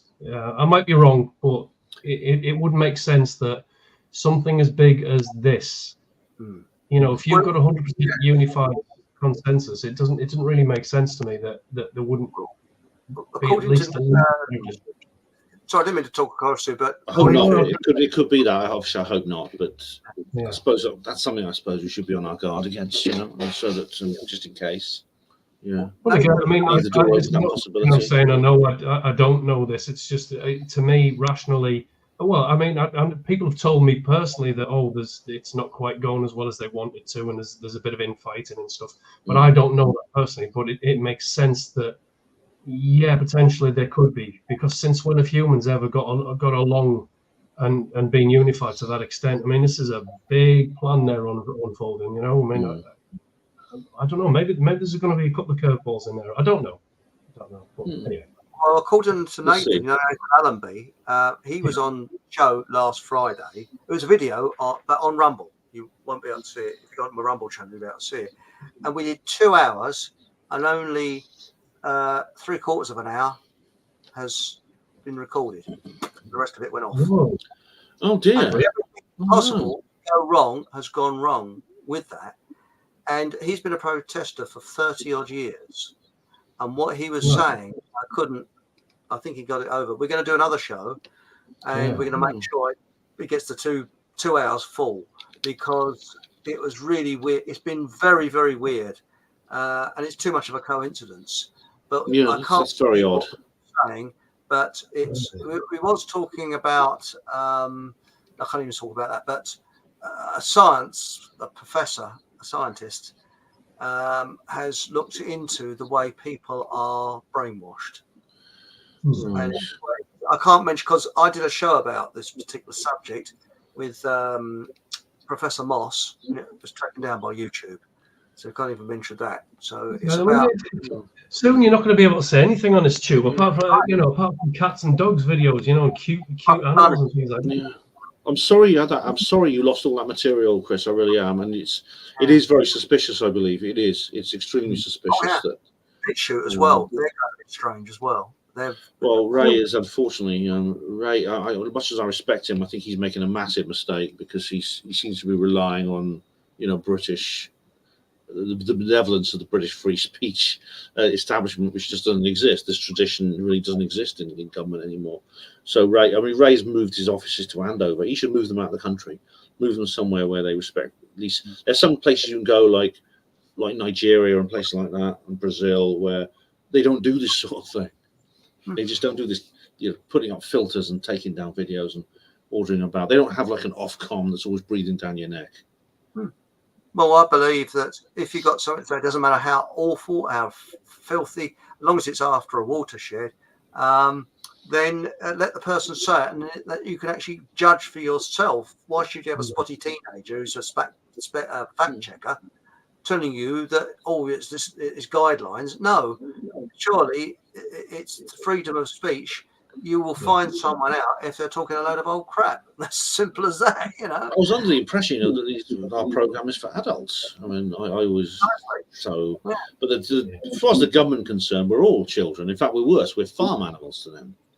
I think they just see us as another breed of farm animal, quite frankly. Well, so can I just say at this point, actually, two things. First of all, because both of you have got, obviously, you've got your social media channels. So Nathan Allenby released a video about a month ago, and he's asked me if I can spread it around a bit. So if I was to send you both the link to that particular video, and it's only a small video, but it gets the message across very clearly, would you be prepared to put it up on your channels, if at all possible? I'm happy to share it on social media. I mean, I keep my channel for my own content, but I'm quite happy to share it around. Yeah, if you would, send it over and have a look at it. Yeah, but brilliant. So that's the first one. I've completely lost my train of thought. What was the last thing we were talking about just before that? Was BitChute, wasn't it? I mean, I've got a lot of respect for the chap who runs BitChute. It's gone. Nathan Allenby, he's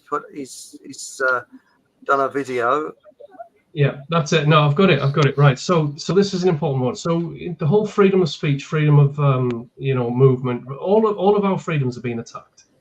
Okay, now, so Mark Passio's got this a quote that says, "As morality increases, freedom increases. As morality declines, freedom declines." In other words, if we don't have a free society, we don't have a moral society. And the fact that we are now severely limited in what we can say, think, do, and travel, right? That means that we are not free. We are not free, and therefore, equally, our standard and level of morality is now at an all-time low. I don't mean it's never been lower. What I'm saying is, in recent history, it shouldn't come to this. Once people's freedoms are taken from them, we've got a real big problem here. And it's something that this shouldn't be acceptable. The fact that people are being censored for saying just a certain way, you can't even say a certain letter, mate. As much as I don't agree with that, you still have the right to say that. I think everybody has the right to say things. Right. Yeah. Okay, advocating for violence, yeah, it should come with a warning, perhaps, right?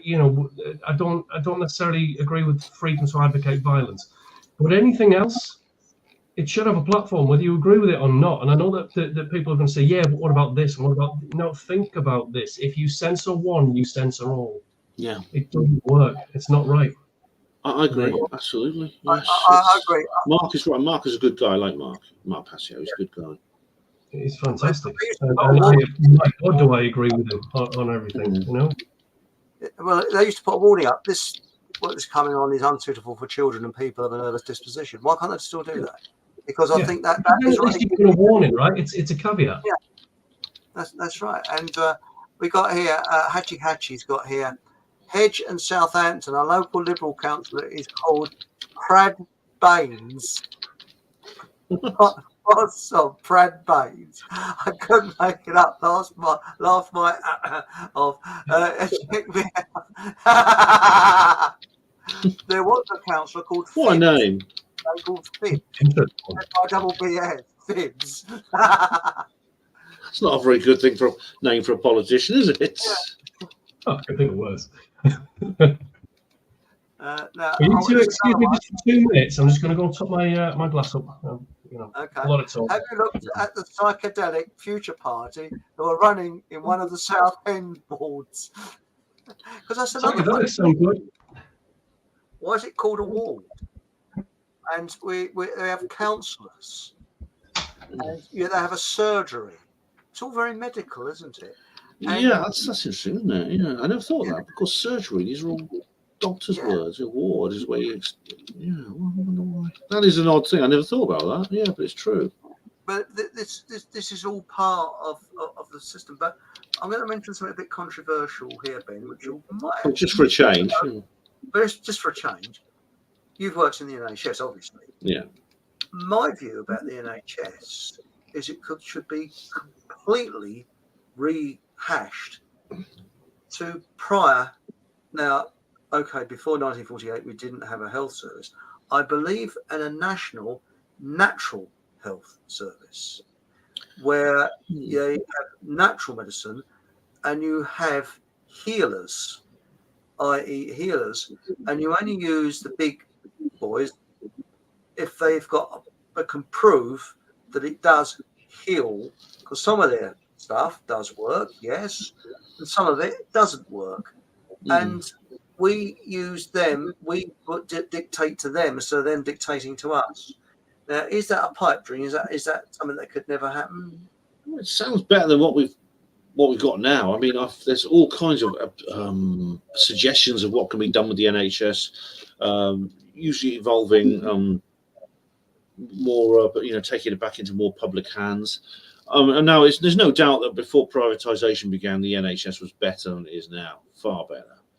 But firstly, it's too late to do that now. The NHS it is essentially a network of private contractors run with various government regulators. But secondly, it wasn't perfect when it was completely publicly owned. Far from it. I mean, again, I can't say too much on YouTube, but there's certain medical treatments for certain conditions that have been around for quite a long time, sometimes many decades, and they've not been used, not because they don't work, because they work too well. They're too effective, and therefore they cut off an industry that with the pharmaceutical companies therefore cannot produce the medication that they want to produce. Something which works well. It works well enough to have a little basic effect, and so some people are all right and get better, but not too well, so they all get better, and they can't sell it to the next generation of patients that come in. Yeah, so it's interesting. Well, by the way, Stig's in. Stig says, morning all. He's in New Zealand. Hello, Stig. How you doing? Hello, Stig. Thanks for getting up this early. Yes, and they're not elected, they are selected. 100% true. Mostly, yes. Most of the time, yeah. Now it says here, Assange being released right now is no coincidence either. That was weird. That was weird, wasn't it? Another country. I've got because anybody that meets the headlines, I'm suspicious of. I personally don't think Assange is like a shell or the things that Thomas Sheridan said or the new Goldstein. I personally don't believe that. However, I do wonder why has he suddenly been released now after all these years? And it happened overnight. It was literally in the news. Oh, by the way, he's just left prison. He's going to have a hearing in this little South Sea island, and he's going back to Australia. I thought, after all this time, it all ends so anticlimactically. I was expecting some massive court case where there'd be a build-up for weeks, and then maybe he got off. But no, they've offered him a ridiculous deal. I mean, it's after all the fuss they've made about him, they said, just plead guilty to this one charge out of the 52 charges we got laid on you, and we'll let you go. And I thought, that doesn't make sense. I mean, I'm pleased for the guy. I'm happy for him because he's now able to wander the streets freely with his family. He's never taken he's got these two sons, which he's never seen outside the embassy flat and outside a visiting room at a jail. He can now walk. He can now take them to fun fairs and school sports days. And I'm pleased for him. He didn't deserve all the shit, the excrement he got. And so, but I think it may be because they were worried that Trump might do it if he gets in November, and basically they didn't want Trump taking the credit for that. This is essentially why Obama pardoned Manning. Literally the day before the inauguration, the last thing Obama did was to pardon Chelsea or Bradley or he, she, they, Manning, just so that Trump couldn't do it and get the kudos. Oh, it's all. I mean, by the way, you got Haji says, Ben, respect. I can speak. If you're in Southampton, let me know. Will do, mate. Well, if you've got a local group down there, I'll come and speak for you, just like I did for Nathan's group. Let me know. He's very good at what he does. Thanks, Nathan. Mate. Thank you. I don't know what that was. Weimar Republic. What was that talking about? That's the regime of Germany between the wars, basically, or between the end of the World War I and when Hitler took power. And so for about a decade, they had this thing called the Weimar Republic, which is considered to be a dark age for Germany in terms of their history.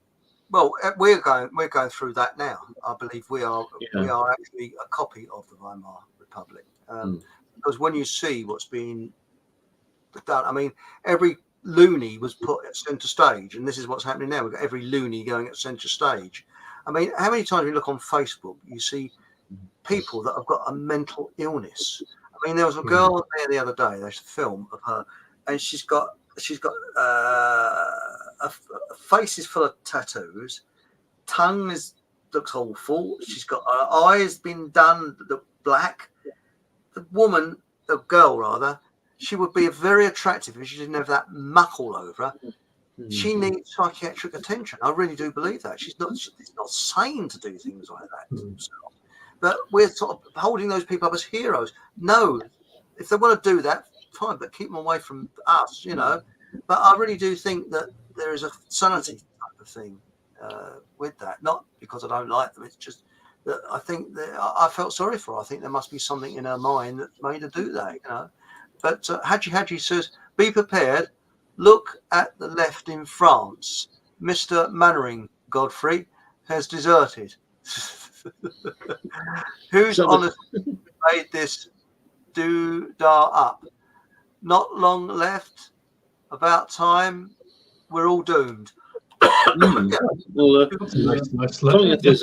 there was a letter published in a magazine about 2 years ago in France, written by some former generals of the army, who said that basically it was an open letter threatening a military coup in France if things didn't change. And let's face it, I mean, France is a very different kind of society to Britain. We maybe we don't appreciate it because we live here, but we have an extraordinarily stable society. France is naturally a very unstable society. They're now on their fifth republic, isn't it? Is their fifth republic? They had the monarchy, they had revolutions. Every so often, there's some upheaval followed by a crisis and then a revolution, sometimes involving mass beheadings, always riots, always civil war of some kind. France has been through these tribulations over and over again, regularly, and it's unlikely to change. There's nothing to indicate that society is becoming more stable. But, maybe, I mean, if the globalists can hang on to France, I mean, they've elected Le Pen now, which is a positive, which is a step in the right direction. But if the globalists hang on to France, and there are some people with the power to change that and to improve things, maybe it's for the best. Maybe it's another example where we should give them a chance. That's right. I mean, one thing we can agree on is that the paradigm has to change. It can't continue. So anything that will disrupt that is potentially a good thing, potentially, because it can go both ways. Let's be honest, we've seen it go both ways. But at the same time, we can't keep going on as we're going on. It's just not working. I don't think it's designed to work. Well, no, it's not. Oh, by the way, Hachi said, I got a group bin. You can take tablets for it, but I think you can get on. But thanks for coming clean with it. I mean, we think, and we got here. Hachi says, honestly, chat, Brad Baines, out Eastleigh Sun, a rise bit of Rolf Harris, sunrise in the east, down south. It is at the moment. I couldn't make it up. Brad Baines. It sounds dreadful, doesn't it? Oh, he's had a touch of Pad Brains, Yeah. Sounds like something off Star Wars.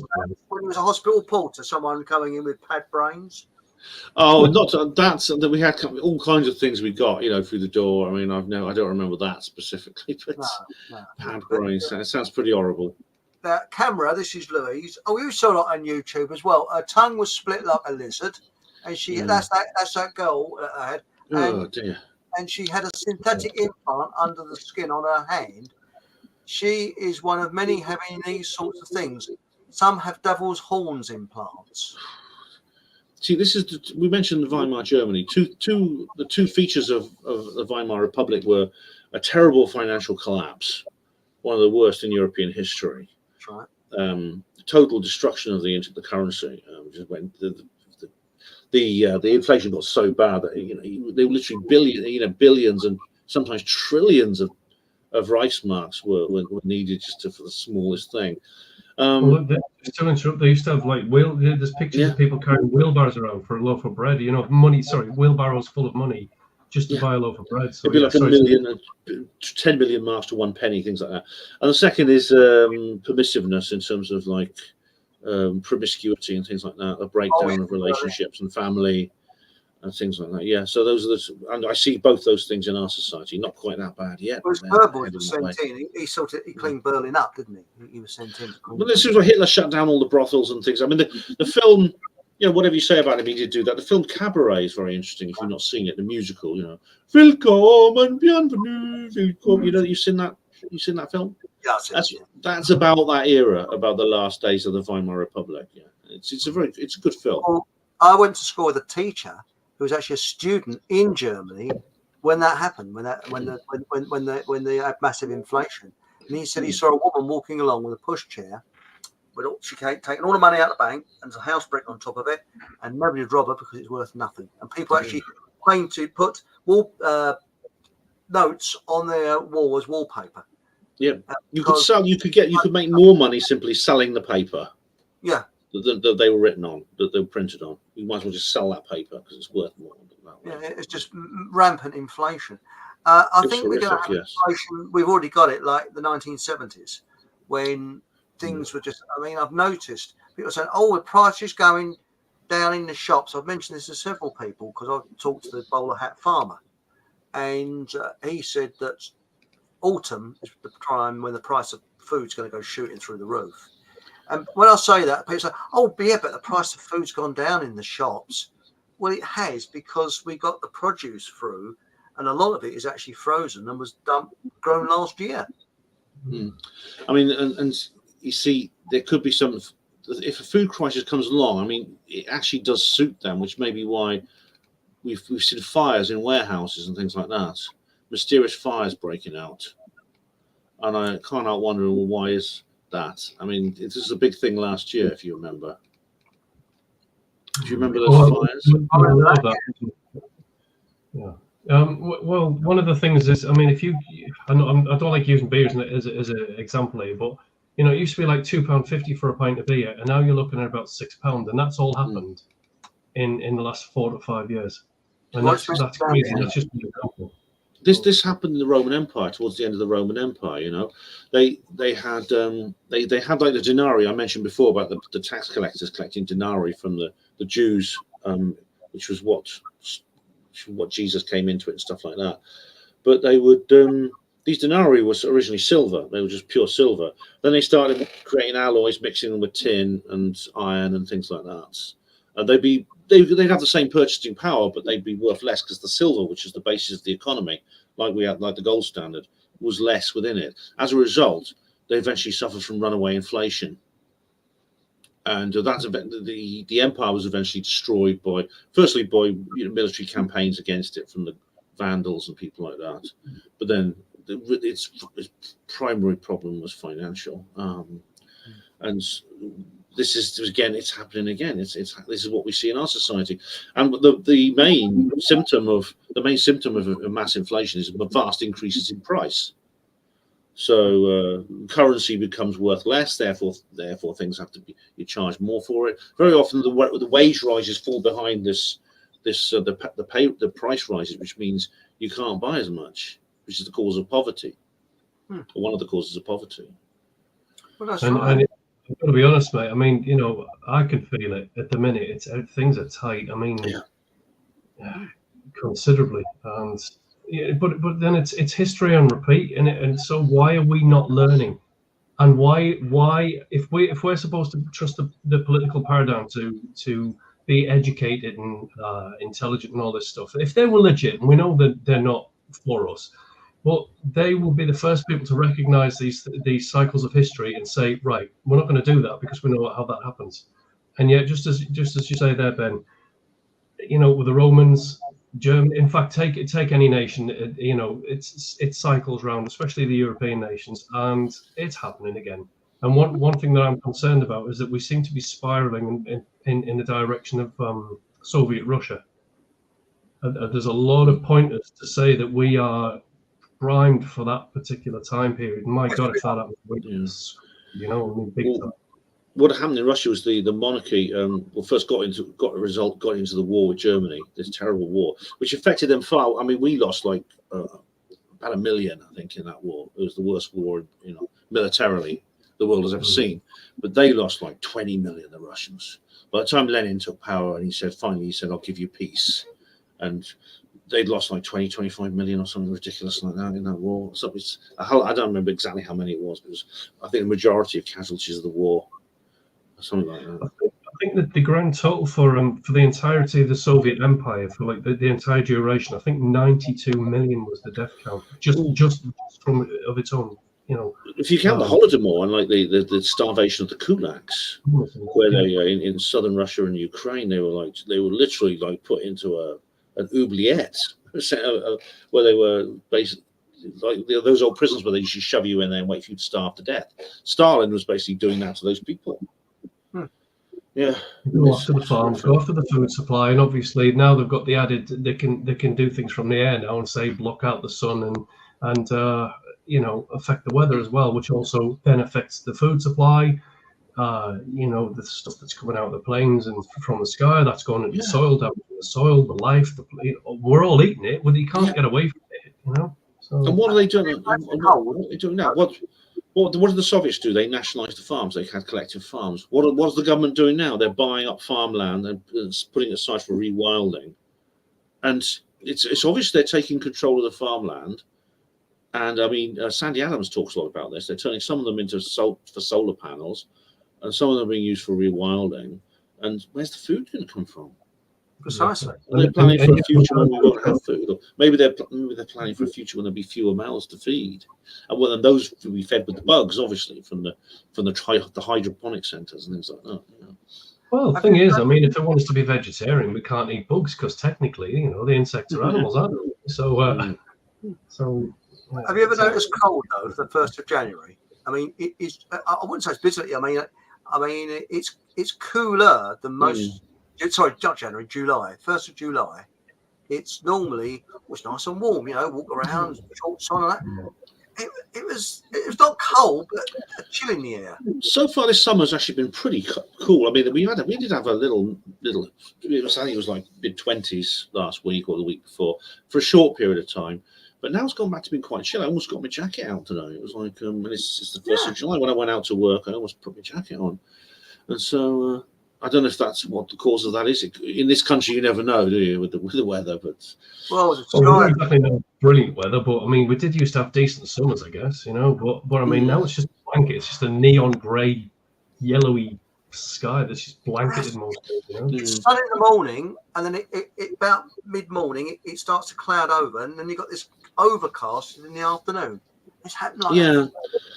We'll see what happens. I mean, there's still time for us to have some more warm weather before the end of summer. But so far, obviously, what Nathan said about the ability to control solar radiation management does exist. To create cloud, to control the temperature, it does exist. That capability does exist. Engineer rainfall, create rainfalls, prevent rainfall. That exists. Oh, I agree with you. They've been doing it for years. I mean, they did it in the 50s. Yeah. Oh, yeah. I mean, the Lynmouth disaster was caused by one of these experiments. 36 people drowned, and because this village was basically covered by a massive flash flood. I've been there. They showed where the flood water came up, and I looked at the size of the valley, and I thought, my God, how much water is that? Yeah. But there's never, no one's ever, the government have never been held account for that. They've never been held to account for it. No, it's horrendous. Mm-hmm. But anyway, we've just come to. Do you know this is the fastest 2 hours, isn't it? And it goes quick when you're having fun, doesn't it? Yeah, I've enjoyed this. An hour and 3/4 for me. Yeah, sorry it took me so long to get sorted out. Oh, it's not your fault. I don't know. There's some funny things happening to the computer, the internet. I don't know what it is. I mean, my signal strength is going up and down here with the internet. It's perfectly okay, so no, but. The last Monday, I couldn't believe it. Everything was going wrong. It just kept saying that my device was not connected. My device was being used by another app, and I thought, what? There's no other app. And I just kept unplugging and plugging it in. Eventually, I switched browsers, and it worked. I think it was a problem with the browser. Were you using Firefox by any chance? No, I was using Opera. Now I'm using Chrome. Right. Okay. So this is a mate of mine. He's very techy. I call him a geek, but he's not. He's not like a geek that you imagine. He's just well read on this stuff. And he said that I think it was the beginning of last month that the entire internet infrastructure had been switched over, which is why a lot of banks had gone down, and a lot of the services you couldn't access, a lot of your emails weren't working properly. They've apparently switched it over to something called Manifest v3. I don't know enough about it. I'm just taking from what he's telling me. But apparently they've switched the infrastructure. Now, this has affected massively. So the things like ad blockers, they are now really struggling to stay there as a thing. Any websites outside of Chrome and Microsoft Edge are basically being attacked by this infrastructure, because what they've done is they've marginalized the ability to access the internet from other browsers. So might have something. They're trying to. This is internet control, isn't it? Yeah. Oh, Hatchie, could you email me? Just let me know, because he said he posted his email address here.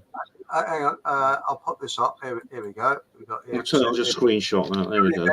Neil Hatch. I won't read that email address. It says, reckon I can get 40 to 50 in a room if you're in Southampton. Yes, it is a group. Light paper and all. Well, that's all right. Cool, mate. Yeah, cool. I've just screenshot that. So see, it said. Oh, sorry. I'll put that back so I can get a screenshot. So I've done it, mate. I've done it. But thanks, Hatchie. I'd love to do a talk for your group, or I'll go. I don't charge for my time. So feel free to. Yeah, it'd be good to talk to you, mate. Yeah, thank you. And we got here Pad Wang. Do you really? I get it. It's a Star Wars Padawan. Yeah. The thing is, hang on. It's a novice Jedi, isn't it? That's right. They're my Padawan learner. Well, I say I love Star Wars. I don't like what they've done to it now, but I certainly did enjoy it. So I can't watch any of the new ones. I mean, even the last 3 films were substandard. We've got the original films. I've just got to enjoy them. Yeah. Well, I think. When you look at that. So sorry, mate. Just so you know that at least we've got that for now until it all goes streaming, and then of course they can doctor it as much as they want. Get the DVDs. Don't rely on streaming for God's sake. Yeah. Download something or get the DVDs. Yeah, definitely. You're right. And also, just one more. Right, sorry, Chris. Ghostbusters. So that's another one from my childhood. I watched the latest Ghostbusters today. In fact, I just thought it's all right, but what have they done to it? They've completely lost the feel of it. I mean, it's done by the same people who did the first 2, and it's just like it's okay. It's okay-ish film, especially in today's film world, but it's just not the same, is it? No. Really. Well, there you go. Sorry, Chris. I didn't mean to. That's okay. And the one with me is the Italian Job, the original one with Michael Caine. It was good. Yeah, the remake, the American one, I gave up after about 5 minutes, and the other one was The Prisoner. The Prisoner was with the original television show.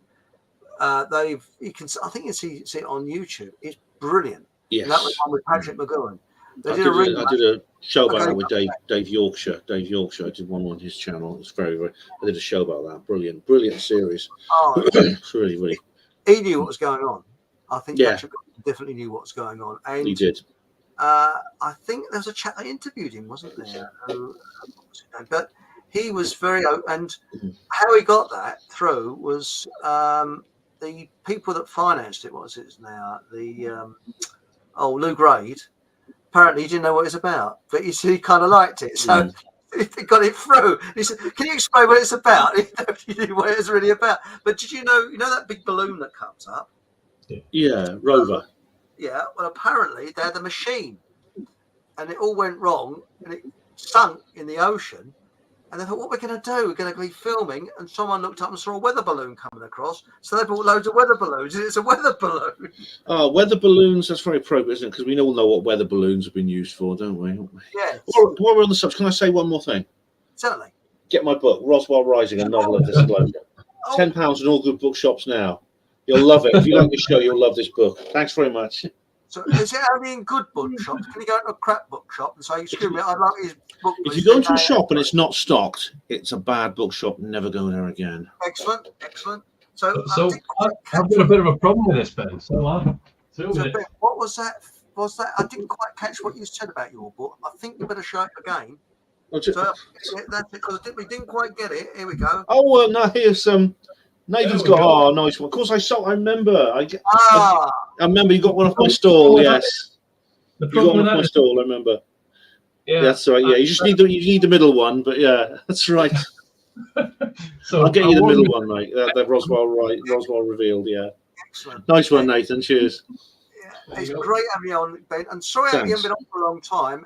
It's due to me forgetting. It's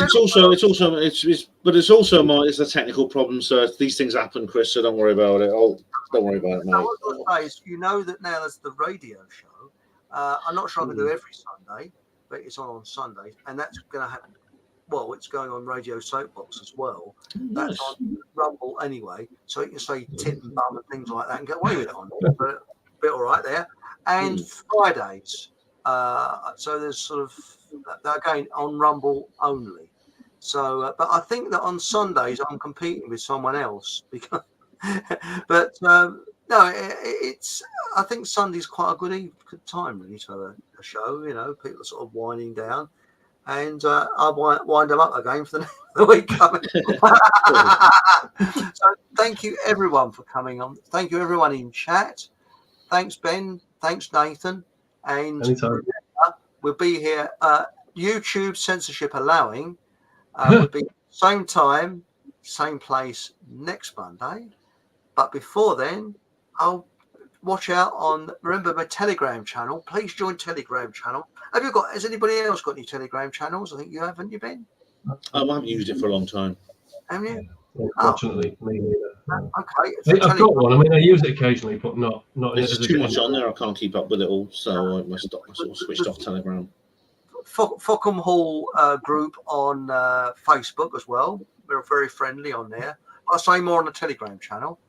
And to say thank you very much for joining us. And whatever happens, have a bloody good laugh. And good night. Say bye-bye. Thanks, everyone.